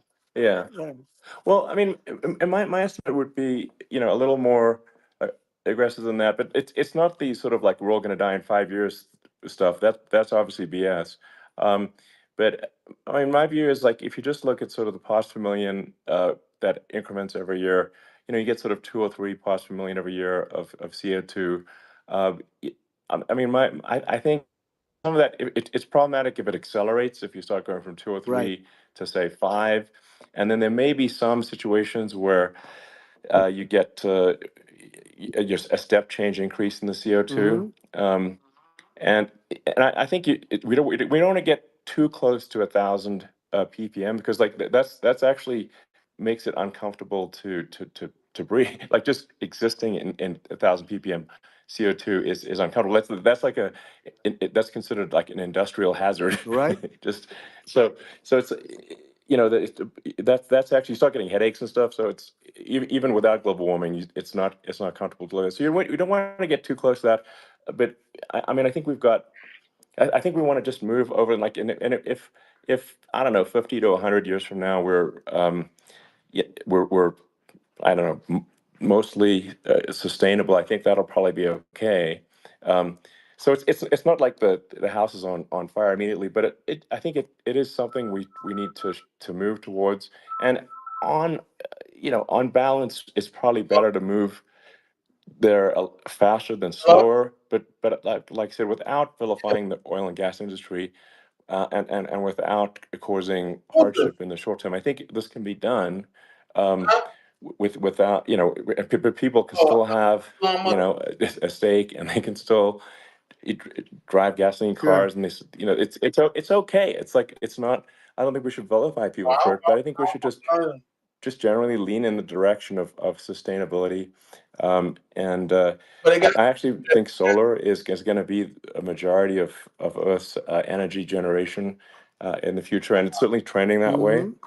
And so you get the solar power, combine that with batteries, so because obviously the sun doesn't shine at night, and then you use that to charge the electric cars, and you have a long-term sustainable solution. And that's what Tesla's trying to move things towards, and I think we've made a lot of progress in that regard. But when you look at our cars, we don't believe that environmentalism, that caring about the environment should mean that you have to suffer. So we make sure that our cars are beautiful, that they drive well, that they're fast, they're sexy. I mean, they're cool. In fact, literally, I mean, the sexy joke, Model S, Model 3, Model X, and Y spells out sexy. It's probably the most expensive joke out there. Um, but I don't know, I like cheesy humor, So, um, but I'm a big fan of, like, let's have an inspiring future, and Yeah. let's work towards a better future, and we can do so without demonizing Right. people. I'm okay. You know, It's very interesting. You use the word global warming, and today they use the word climate change because you have some places that go up, and so they were getting themselves in a little trouble with the word global warming because not every place is warming. Some places are going the opposite direction. But I'm sort of waiting for you to come up with solar panels on the roofs of your cars and on the trunks of the cars, and it just seems like something that at some point you will come up with. I'm sure you'll be the first, but it would seem that a solar panel on the roofs, on flat surfaces, on certain surfaces might be good, yeah, at least in certain areas of the country where you have or the world sure, where you have the sun. But I would think, and I have no idea because that's not my world, but I would think that this would be something that would be interesting. But the one thing that I don't understand is that people talk about global warming or they talk about climate change, but they never talk about nuclear warming. And to me, sure, that's an immediate problem because you have, as I said, 5 countries where you have major nuclear, and probably some others are getting there, and that's very dangerous. That's where you need a strong American president because you don't want to have this proliferation. But you have 5 countries and getting more. China is much less than us right now, but they're going to catch us sooner than people think. They're way lower. Russia and us are number one, and I mean, we're sort of tied. And China is far behind, but they're developing at a level that you're not surprised to hear very fast. They'll end up catching up, maybe even yeah, surpassing. But to me, the biggest yeah, problem is not climate change. It's not, and everything's a problem, but it's degrees. To me, the big problem is the nuclear power. The power of nuclear is so great. And when I talk yeah. about Nuclear power is underrated. It's I'll awesome. prevent World War Yeah. III, Oh, I will. But the okay. truth is that you have to, because this is no longer army tanks going back and forth and shooting at each other. This is Yeah. a level of destruction and power that nobody's ever seen before. Yeah, and actually, there's the bad side of nuclear, which is a nuclear war, very bad side. But there's also, I think, nuclear electricity generation is Absolutely. You're underrated, right. and it's actually, people have this fear of nuclear electricity generation, but it's actually one of the safest forms of electricity generation. It's just a huge misunderstanding. Um, And if you look at the injuries and deaths, caused by, say, I mean, I'm not trying to pick on coal mining, but just any kind of mining Right. operation, and there's a certain number of injuries and deaths per year. And you compare that to nuclear. Nuclear is actually way better. So it's underrated as an electricity source, and I think it's something that's worth reconsidering. But there's so much regulation that people can't get it done. So that Maybe they'll have sort to of change the have it, name. The name is just, it's a rough name. There are some areas yeah, it's a rough like when name. you see what happened in, Good bad right, branding. The we'll have to branding's rough. rebrand it. We'll have to give it a good name. We'll name it after you or something. You know, No, no, I it don't has think a, so. hey, it has a branding problem. You know, when you see what happened in, It does have a branding problem. when you see what happened in Japan, where they say you won't be able to go on the land for about 3,000 years. Did you ever see that?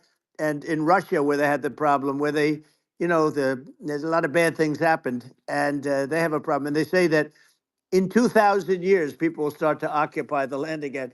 You know, you realize it's pretty bad, No, that's not true. but there's, you're Well, no, right no, about it. It's amazing. it's actually not that bad. So like after Fukushima happened in Japan, like people were asking me in California, are we worried about like a nuclear cloud coming from Japan? I'm like, no, that's crazy. It's not even dangerous in Fukushima. I actually flew there and ate locally grown vegetables on TV to prove it. Um, and and I donated a solar water treatment, a solar powered system for a water treatment plant, and Yeah, but you haven't because the been danger feeling is so just well lately, and I'm worried about it. no, but I mean, I'm it's just only kidding. it's I'm only fine, kidding. it's like Hiroshima and Nagasaki were bombed, but now they're like full cities again. So Right. it's Well, that's clearly great. not That's great. something that That's um, great. so it's not as scary as people think, basically. But Yeah. um, let's see. I mean, are there some other topics we should touch on? Like lawfare. I think Well, we need to be concerned about. what they've done to Um, this country. obviously, Yeah. yeah. Well, we just won the big I mean, case in Florida. This was a Biden administration did something that's never been done in this country, and that's go after their political opponent, me, with this nonsense and just nonsense. And the big case in Florida we won, but they always pick a judge and a jury, and they use local DAs, they use the local attorney generals, like Fani, Fani, spelled yeah, Fani, Fani, and it's yeah, all a big hoax, and it's all run from there. Like in Manhattan, the one of the top people from the Justice Department went in, ran Manhattan, ran the state. The Letitia James deal was run by a person from the Department of Justice, Biden. They've never done this before, sure, and they set up a very bad precedent. It's called lawfare, warfare. yeah, It's a terrible thing, and never happened in our country. It does happen in banana republics and third world countries, but it's never yeah, happened. And the incredible thing is it actually drove my numbers up because people see, fortunately I have a platform like you, or, in all fairness, like a conversation like this, where I can talk about it and people understand. I mean, you fight for election integrity and you end up getting indicted because you're fighting for election integrity. And when the day comes that you can't fight for election integrity, you don't have a country anymore. So what yeah, happens is they went after their political opponent, me. Now Biden's, close to vegetable stage, in my opinion. Okay, I looked at him today on the beach, and I said, why would anybody allow him?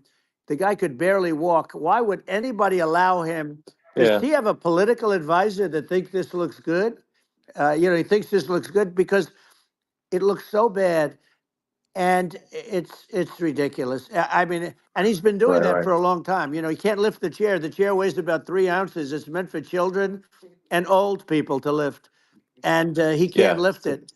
The whole thing is Well, crazy. he's clearly not, I mean, he's clearly like we just don't have a president right You now. don't That's have a just obviously the president, and case. she's going to be worse than him Um, because she is a San Francisco liberal who destroyed San Francisco, and then as Attorney General, she destroyed California.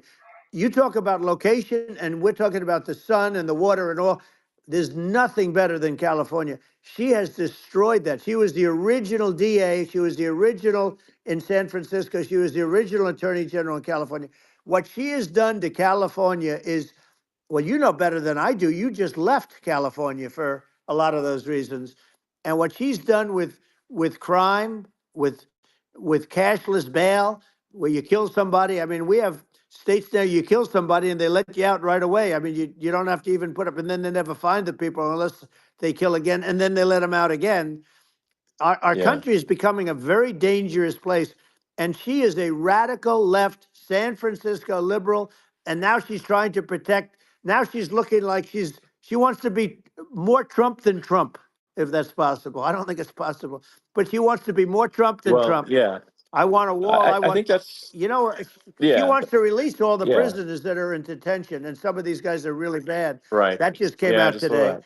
She Yeah. doesn't want to build the wall, even though the walls work. Walls and wheels. You know, in your business, everything you do is obsolete, almost, well, not the tunnels, but everything is obsolete. Even your rocket ships, they're like a month later, they're obsolete. You find a better way to. The only thing that's not obsolete is a wall and a wheel. And the wall, you know, I built hundreds of miles of wall, and that's why we had such good numbers.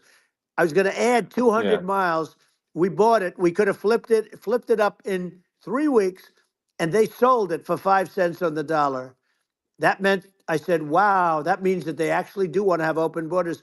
She wants to have open borders, and now she's going like she's tough on the border. It's such a lie. Yeah, this is simply not true. Yeah, This is simply no, not and true. everybody Yeah, knows it's it's simply not not true. true. It's a disgrace that she can Yeah. say it.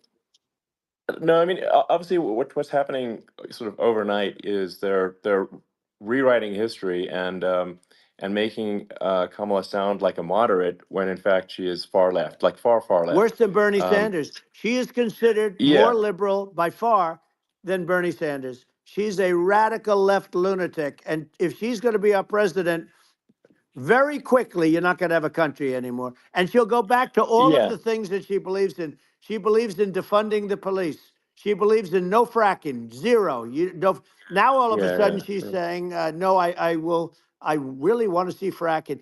If they got in, the day she got in, she'll end fracking. And by the way, if people didn't think that, the lunatics that really believe in that, they won't vote for her. You know, like like the yeah, Palestinians and Israel. She is so anti-Israel, and she's bad for both. Biden actually did something that was impossible. Both sides hate him. You know, both sides. That was a hard yeah. thing to do. Unification. Yeah, no, no. I mean, Netanyahu came to give a talk to a joint Senate and House sitting, and I was there, and Kamala stood him up. What does that say? I think Um, it's highly that's disrespectful. And I say, if you're a Jewish person or if you believe in Israel, if you're a person that, you know, is a very pro-Israel, if you vote for her, it's worse than Biden. And Biden was bad. But if you vote for her, you ought to have your head examined. And you see tonight, I mean, as we're doing this, I'm seeing reports coming that they expect an attack tonight or tomorrow from hundreds and maybe thousands of rockets. You know, their Iron Dome, as they call it, as we all call it, but their shield that they build, that can be swamped. We'll use the term that's yeah, appropriate, swamped. But they yeah, swamp it by shooting enough missiles. You know this better than anybody. By shooting enough missiles, so, they can't defend themselves. You know, they just obliterate the whole yeah, place. And that's what some people think they're looking to do. And we have no leadership. There's no respect for the United States of America with these people. And I'm telling you, yeah, she'll be worse than him because she's a believer yeah. No, in I being think you're right. radical left, and he wasn't. I think you're right. I mean, you really, it's important for the public that may be listening to this to look at Kamala's track record, before the last like month, and say, is that a track record you agree with? And I think if you're an independent moderate, you definitely would not agree with it, because it is her behavior has been far left, and we're seeing just an overnight propaganda attempt to rewrite history and make it sound like Kamala's moderate when she in fact is not moderate. Well, So I her think that, running mate approved, signed into legislation, tampons in boys' bathrooms. Okay, now yeah, that's yeah, all I that's have weird. to hear. Tampons in That's boys' weird. bathrooms, and that means she Yeah, believes in that too. I mean, yeah, that's she not picked okay. this guy because he was the closest to her. A lot of people thought she'd pick sort of the opposite, but she picked an anti-Israel radical left person. But she is far worse, they say, than Bernie Sanders. If we have her as a president, if we have a Democrat at this moment as the president, I don't think our country can survive. I think it's a massive. I think we're in massive trouble, frankly, with the Kamala administration, and that's my honest opinion. Um, and uh, and I think really it's essential that you win for the good of the country for this election. And I mean that's understating my opinion. Now you may have seen this, but I got a letter from the EU Commission, like saying, to not have disinformation on the during this discussion that we're having, and there's a lot of attempts to do censorship and to force censorship even on Americans from other countries, and um, what do you think about that? Well, I know the European Union very well. They take great advantage of the United States in trade, as you know. We, through a different forum, NATO, we protect them.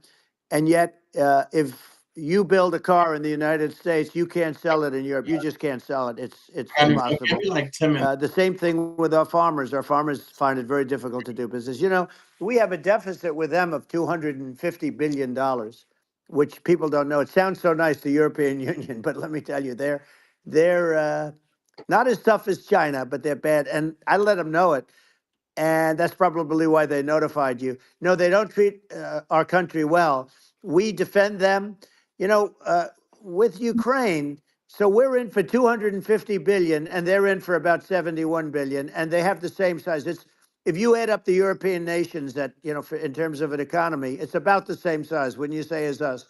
And they're in, Yeah, and they're in much greater risk. They're right there. We have an ocean separating us from, in this case, the enemy would be Russia. Used to be for the yeah, Soviet Union, but let's assume they're close enough. And what happens is uh, they're in for 70 something million. I think even less than that, billion, and we're in for about 250 billion, and it could be a lot higher than that. And I say, why aren't you going to equalize? Why aren't they paying what we're paying? And they're in much more, it's much more important for them because of the fact that, they're right near there. I mean, they're all sort of in that location. We're not. But yeah, they should, and I did it with NATO. There were only 7 countries that were paid up in NATO out of 28 at the time.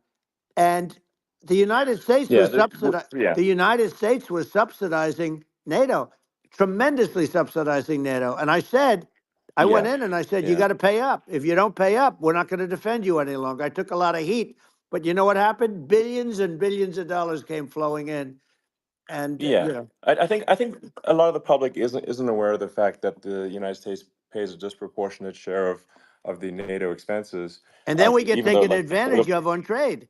So think yeah, about it. well, I mean, the point of NATO is defending Europe, and it's it's like then okay, well, why is the United States paying disproportionately more to defend Europe than Europe? That doesn't make sense. That's unfair, and that is an appropriate thing to address.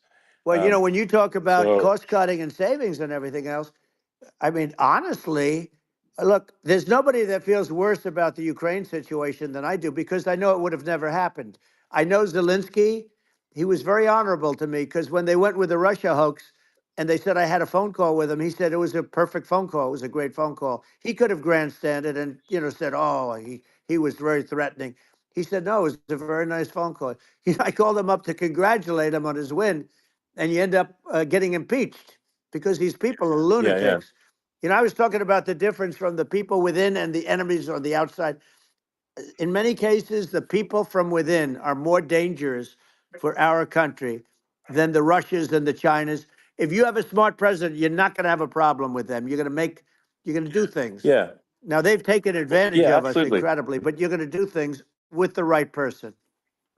Yeah, well, I think it's obvious that you're a believer and an advocate of free speech because during your first term as president, you were attacked relentlessly every day, often very unfairly with false attacks, and you didn't try to shut down the media, you didn't try to uh, inhibit their freedom of speech, and I think that says a lot.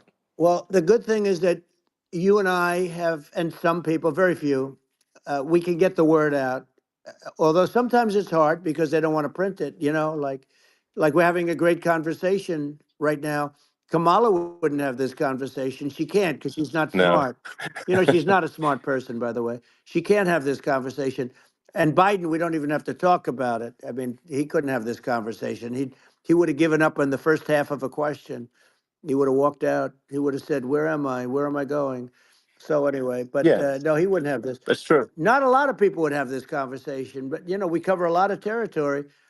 But the beauty is that we can have a conversation, and Yes, you can I'm actually able have a to get it out conversation. without because I get treated This is a unfairly this by is a the really press. big point. You can actually have a conversation with you, Yeah, it's nice, isn't it? and you can't have a conversation with Biden or Kamala. It's like not it's not possible. That's true. Um, It's so this is like talking to an NPC. So no. it's just Well, impossible. but think of it. We need a man or person who's unbelievably sharp in order to stop all the nuclear danger and all the dangers that I'm talking about.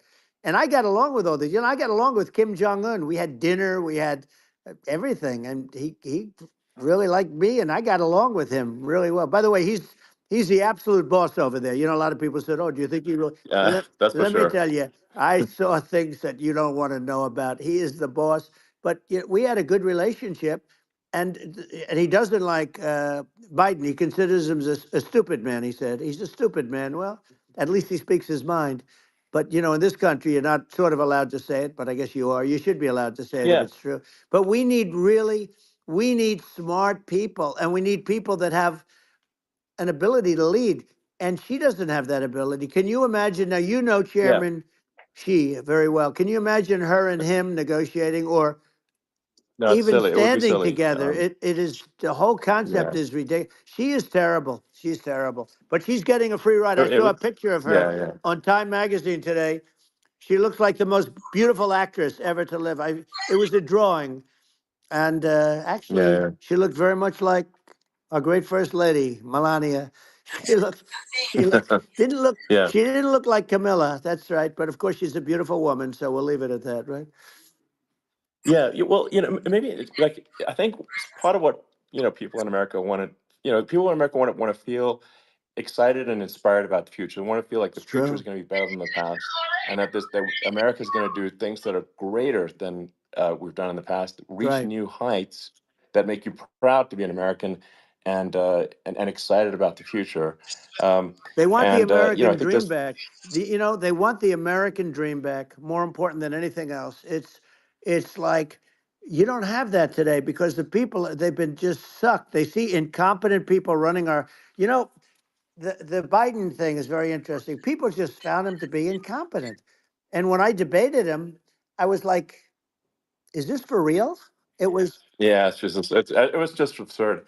But I think there are like some grand projects that we could do. I mean, I think like we could build a base on the moon. We could send American astronauts to Mars. We right. could build high speed Yep. connections that are more advanced than anything else in the world between our cities, so people have fast transport.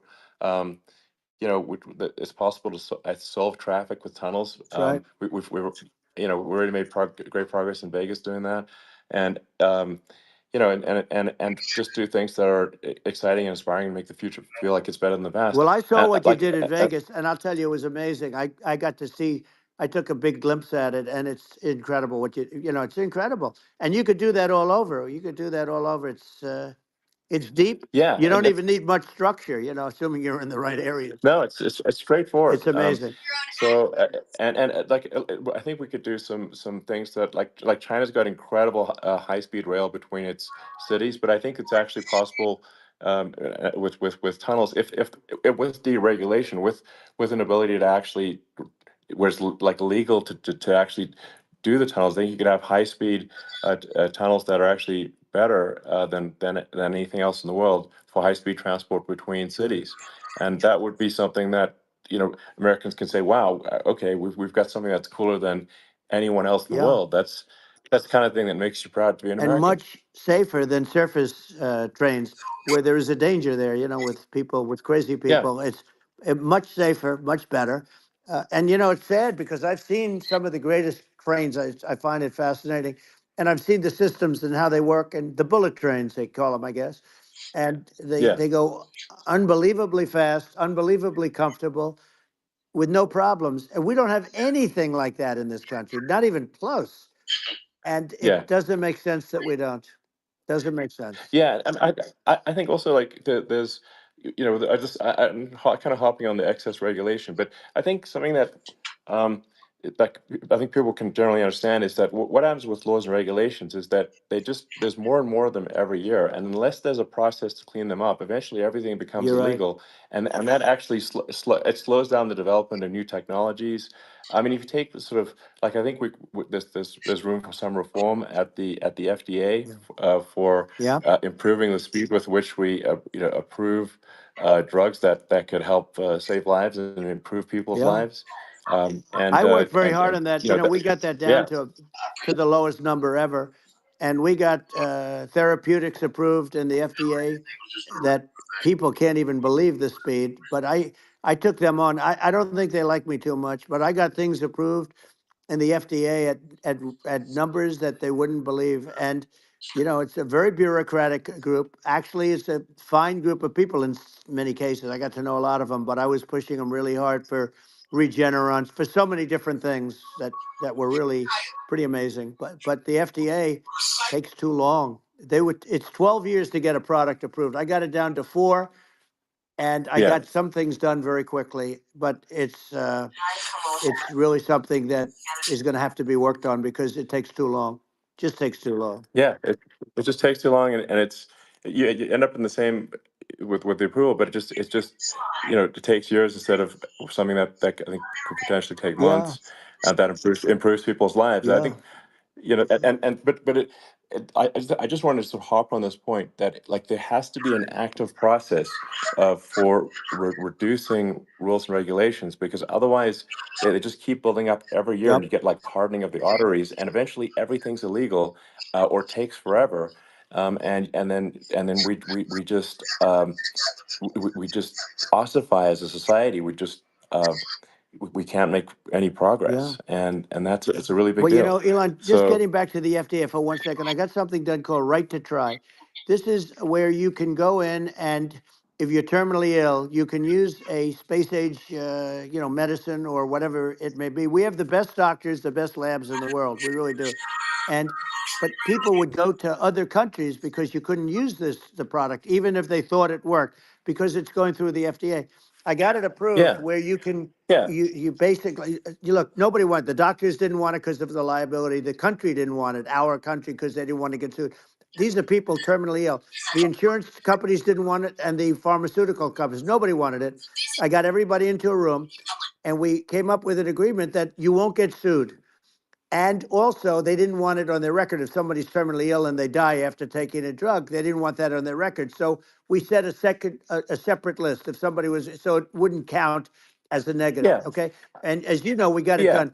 We have saved Right to Try. They've been trying to get this done for 58 yeah, years. And it sounds simple, but it wasn't because of, I mean, the insurance companies, nobody wanted it, but we got it done. sure, Somebody signs, you sign a document that you're not going to sue the insurance companies, the country, you're not going to sue anybody. And we got it done. And we're saving tens of thousands of lives. Right to Try. Hopefully you never need it. But if you yeah, do, you don't have to travel to Asia. People, right, if they had money, they go to yeah, Asia, they go sure, to Europe. If they don't have money, they go home and die. That's what happened. They'd go home and yeah. die. Well, I mean, and actually, to give Europe some props here, it's like if a drug is approved in Europe, which has a crazy amount of regulations, it should obviously be approved in the U.S. Yeah. I mean, they got more regulations than we do. So why would a drug be approved in Europe and not in the U.S.? That's crazy. Well, we did it. We did Um, something that really, they've been trying to do it for 50 years and they just couldn't get it done. And I got it done.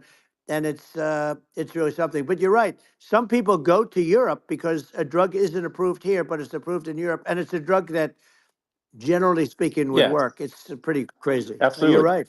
And I think so long as people are properly informed of the pros and cons, and like these are the risks, this is the risk, and like you make your own decision. Yeah.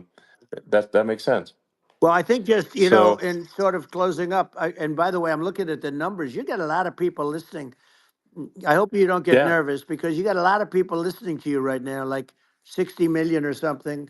what is that number? It's crazy. It's amazing how you can see that right away. How many? What is the number? Wow. What is it?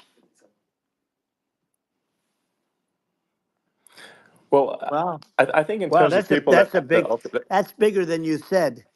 You said 25 and you're much more than double that number, 25 million. I think you're going to be 60 or 70. And I guess over a period of time, hey, I congratulate you. Do I get paid for this or not? well, I think actually in terms of the number of people that will hear this conversation over the next few days to Right. weeks, it's going to be hundreds of That's what they millions. say. Yeah, that's good. Well, look, it's an Yeah. honor. Yeah, I just asked this, are you better off now or were you better off when I was president? Nobody's better off now. People, we put out polls on that and nobody's better off now. Inflation has killed it. And they also feel very unsafe. You look at what's going on with a lot of different things. You look at the riots we had at the Yeah. colleges over, I mean, it's ridiculous, but Right. all of the riots, they just feel unsafe. And now they really feel unsafe because you have a new form of crime. It's called migrant crime. I call it Biden Well, migrant yeah. crime. Maybe I'll call it Well, Kamala migrant crime. But I mean, with all these things, I always try to get to the ground truth by just asking people. And my mom lives in New York, and I was like, Mom, do have any of your friends, been attacked or assaulted? And she said, yeah, three of her friends in three separate crazy. incidents were assaulted just in recent months, just walking around the streets of New York. And I said, well, what happened to the people that assaulted them? Oh, nothing. They got away. Like, and they just They know that always get away. nothing's going. And they don't even bother reporting it because there's not. They know that they're not going to, people are not going to get prosecuted. They just let, violent criminals out in New York The only one with that gets zero bail. prosecuted is Donald Trump. They don't get, they prosecute Trump. Yeah, I mean it's just obviously messed up Oh, it's terrible. if violent criminals are being getting off scot Yeah. free, and meanwhile New York spending massive resources prosecuting you, and it's like what's this, and I think the sort of sensible public looks at this and says, what the heck's going on here? This is obviously abuse of the legal system. Um, the legal system is supposed to be protecting the That's right. public from violent criminals, and it should be obviously allowing the public to make their own decision about who should be president, as opposed to some legal case. Once they start this precedent, because this can go on with the next one, I mean, this is a very bad precedent what they're doing in terms of, going after their political opponent. And that's all it is. It's going after their political opponent. Yeah, And then you get a judge who's, a strong Democrat, and I'm being nice when I say that, in many cases crooked as hell. But you get a judge and you go into an area where a Republican gets 3 or 4% of the vote, and you'll have a jury pool yeah, with people that hate Republicans or hate. It could sure, also be the other way of though, course. because it could start the other way in areas where they hate Exactly. Democrats, and you get into a Yep. Pandora's box. It's a very dangerous thing for this country, and a very dangerous thing even for the state. New York City is Yep. losing. New York Absolutely. City and state lose a lot of business over what they did to me, because these people say we don't want that to happen to us. That's no justice system. You have an unfair system of Yes. justice, and it's costing New York State a tremendous amount of money. People are leaving and companies are leaving, and they won't come back. So, all of that stuff is important. But the economy now is the big thing, and we can turn that economy up so fast, and people are going to be back again. We're going to get rid of Yeah, I inflation. think there's a lot of Right. opportunity. Absolutely. Absolutely. So And I just I want to, think I I want to think congratulate you. You've done an amazing job. You have definitely got a fertile mind. We can talk, you and I can talk about rockets and, it's kind of you to say thank well, you. tunnels. We can talk about tunnels and rockets and electric cars, so many things. And now you're into the AI, and that's going to be another beauty, I'll say. So Yeah. it's an amazing thing you've done, Elon. It's an amazing thing, and I Well, congratulate you. I mean, thank you. And well, I mean, I just say here, here's to an exciting, inspiring future that people can look forward to and be optimistic and excited about what happens next. And that's the kind of future that I think you will bring as president, and that's why I endorse you. Well, I appreciate that. That endorsement meant a lot to me. Not all endorsements mean that much, to be honest. Your endorsement meant a lot. And you know, we have a phrase, "Make America Great Again." It's pretty simple, but it really says that we want to make America great again, and we can do it. We can do it now, but if we were going to suffer another 4 years like we've suffered for the last 4 years, I'm not sure the country can ever come back. That's how bad it is. It's so bad. We have to do a lot I of think that's a things. very real Yeah, risk. it's a big That's a risk. very real risk. Yeah, And it's, I'd just like to note to people listening, like I've not been very political before, and if you look at my record, I've actually been I'm not like some they try to paint me as like a far right guy, which is absurd because I'm like making electric vehicles and solar and batteries, helping with the environment, and and I actually I supported Obama. I stood in line for 6 hours to shake Obama's hand when he was running for president, and so it's not like I'm like some sort of dyed-in-the-wool long-term Republican. I'd call myself, uh, historically a moderate Democrat, but now I feel like we're really at a critical juncture for the country, and uh, I think a lot of people thought the Biden administration would be a moderate administration, but it's not, and obviously we were just going to see an even further left uh, administration with Kamala. That's my honest opinion. I mean, her dad is literally. I mean, she was brought up as an actual. Her dad is a Marxist economist. You can Google it. I mean, it's not a. We're not making this up. That's how she was brought up. So, and we want to have a future that is prosperous. And I think we're just at this critical juncture, and I think this is a case of the America is going to at a fork in the road, it's true. and I think it will take if the path to, like you are the path to prosperity, and I think Kamala is the opposite. Then that's my honest opinion. I'm gonna get attacked like crazy, and I've also experienced quite a bit of lawfare myself. And but I'm just trying to tell people my honest opinion, and I haven't been really active in politics before, and I'm just trying to point out that my track record historically has been moderate, if not moderate, slightly left, and so this is to people out there who are in the moderate camp to say I think you should support um, Donald Trump for president. And I think it's actually a very important junction in the road, and we're in deep trouble if it goes the other way. Well, I want to thank you. And, you know, I actually always did think of you as somewhat left. I must say that. So it's Yeah. even more of an Well, honor to have yeah. your endorsement. I know how strong you feel about it. But, you know, when you think of her, San Francisco, 15 years ago, I had a great friend, Bob Tish. He said it's the greatest city in America. And now it's almost not livable there. And California likewise. And she was involved in the destruction of San Francisco and the destruction of California. And she will be involved in the destruction of our country if people are so unwise as to elect her. And I hope that doesn't happen. And I hope the elections are going to be run honestly. And we're going to turn this country around. We're going to do things and we can do it fairly quickly. And we have to get rid of the criminals that have been, given to us by other countries as they laugh.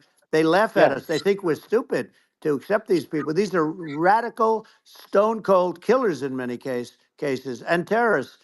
And they're in our country by the hundreds of thousands. Yeah. And we have to take Yeah. them out.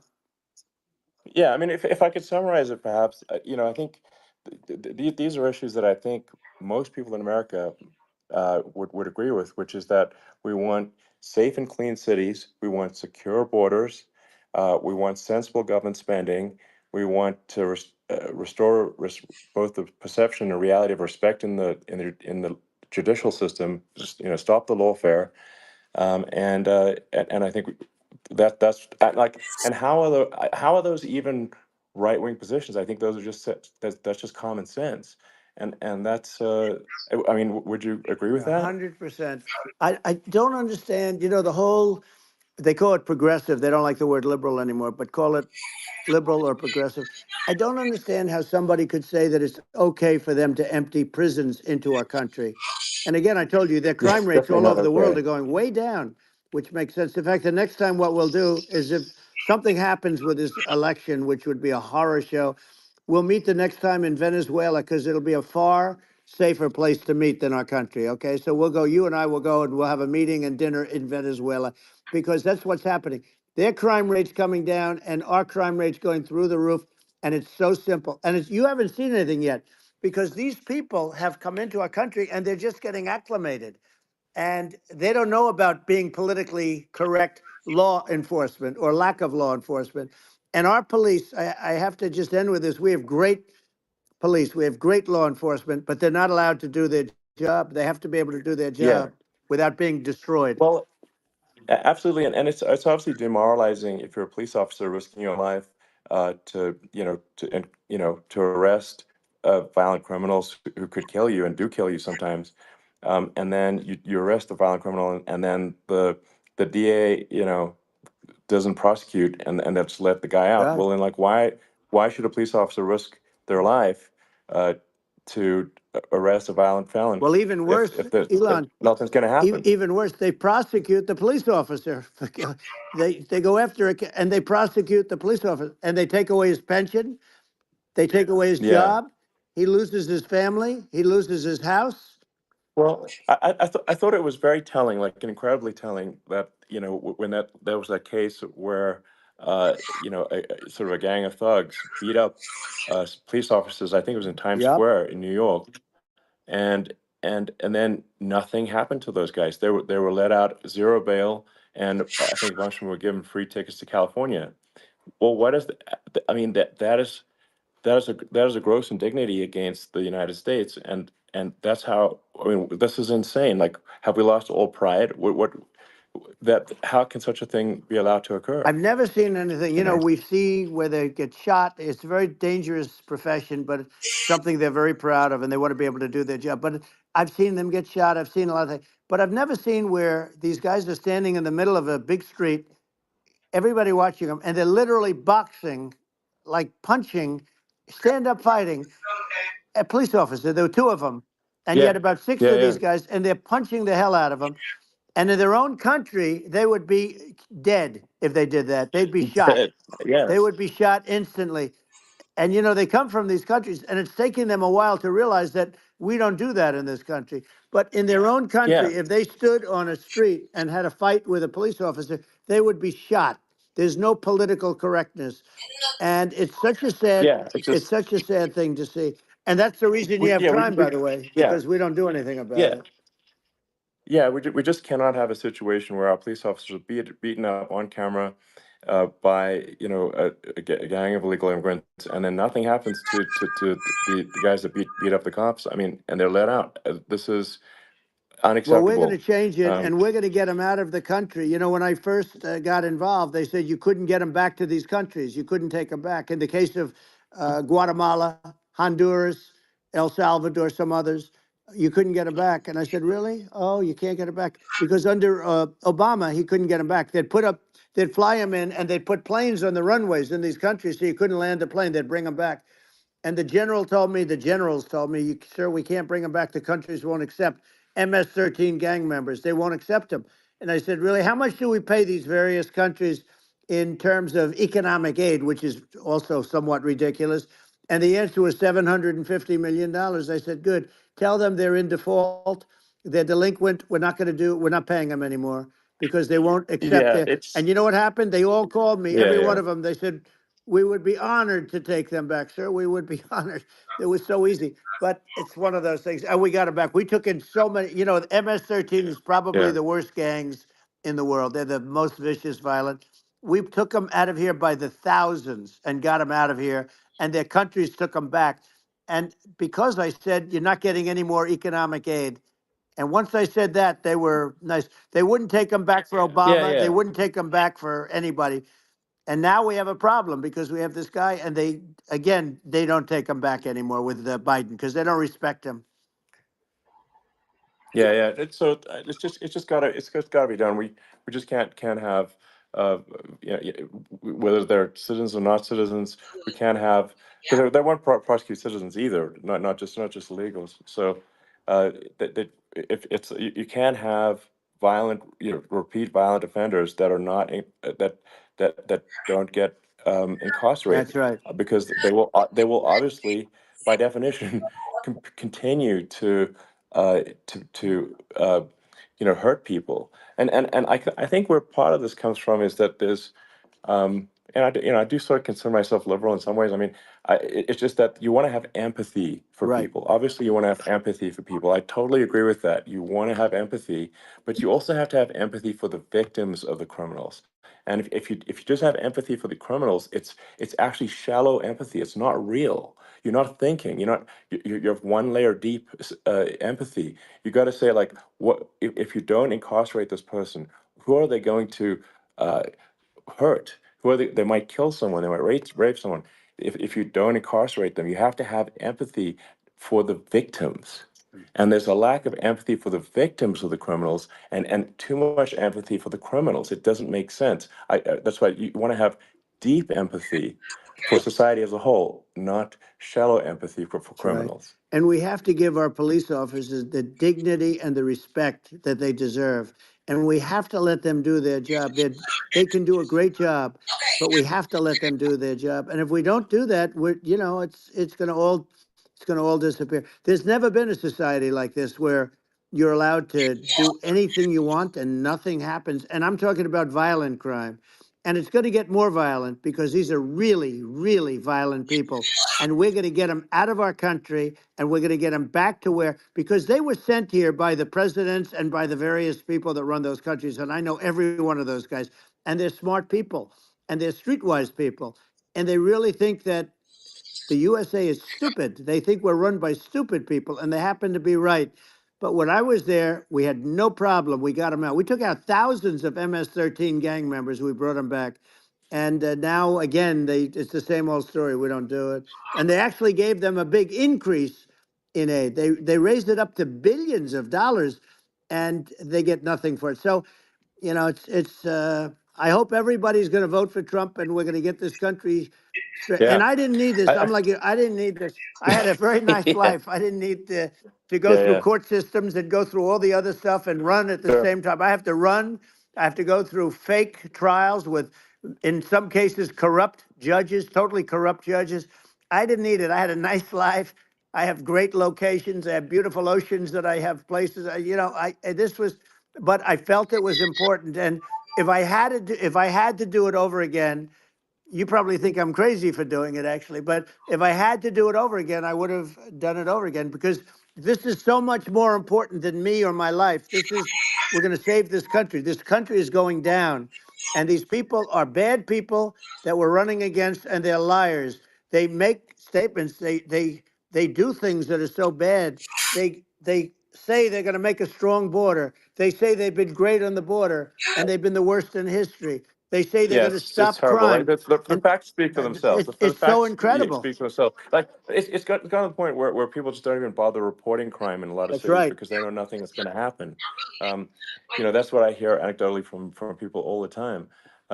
So it's just my values. I'm just saying to people out there, like the things I think are important for the future is like we've got to have safe cities, we've got to have secure borders, we've got to have sensible spending, and we've got to have deregulation, and Right. so we can have a prosperous future. And then we want to have some exciting, sort of moonshot projects that people can get fired up about. And that's the future I'm looking for. And I'm pro environment, but I'm not against. I'm not like I don't think we should vilify the oil and gas industry because they're keeping civilization going right now, and but I do think we want to move at a reasonable speed towards a sustainable energy economy. Those are my values, and I think um, and so I mean that's uh, why I'm supporting you for president. Well, I So appreciate. We're going to give incentive to companies to come into our country, not to leave our country. We're going to be giving tremendous incentives. We want companies to build here, not to build in other locations, and we want to create jobs.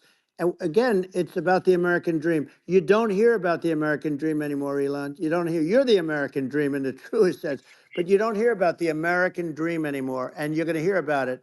People, they need that incentive to go out yeah. and do it. And they're going to love their lives. I mean, they're going to look forward to getting up in the morning and going to a job that they love, not a job that they can't stand, or not any job at all where they have no money, where they literally have no money, and then they end up with violence and lots of other problems. No, we're going Yeah. to do some great things. And I learned a lot in the first. We had a great economy and all of that. We rebuilt the military. We did so much, but I also learned the best people. I learned the good people, the smart people, the dumb people, the people that can do things. The people, you learn. When I first came in, I tell people I was in Washington, D.C. only 17 times, according to the fake news media. I was in 17 times. I never stayed over. And you don't know people. You rely on other people to give you names, and then you realize the people you relied on weren't so good. Now, we had great people, but we also had some where I wouldn't have, used them had I known. Now I know everybody. And I think we're going to really turn things around fast. We have no choice. Otherwise, we're not going to have a country. And I really appreciate this. To me, it's been a lot of fun being with you. You're an amazing guy. You've done an incredible job and a great inspiration to people, a great inspiration. And I hope you keep going and just continue to do well. And we're going to have a big election coming up. And I think November 5th will be the most important day in the history of our country. I think that election will be the most important election. And I think it'll end up being maybe the most important day in the history of our country, because if we don't win, I just feel so sorry for everybody. No, I think we're at a fork in the road of destiny of civilization, and I think we need to take the right path, and I think you're the right path. So I think that's what it comes down to. Thank you very much, Elon. It's a great honor, and we'll do it again sometime. And it's been really fun, and I hope you got a lot of viewers. I hear you got a lot, but I hope you got I know you got a lot of them. So I appreciate it. I'll see you soon. All right, sounds good. Thank you. Thank you, Elon. Thank you very much. Bye.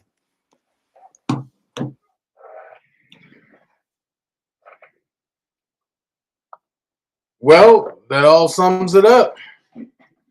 That was the interview today. I'll see y'all tomorrow. And tomorrow I'm going live about 10:30. I'm gonna be on for a minute tomorrow. We got some things to talk about. So with that being said, I thank y'all for joining me. It's late. I'm up out of here. Y'all be best. Y'all be best. Y'all be best. And y'all be blessed. I'm out of here. Peace.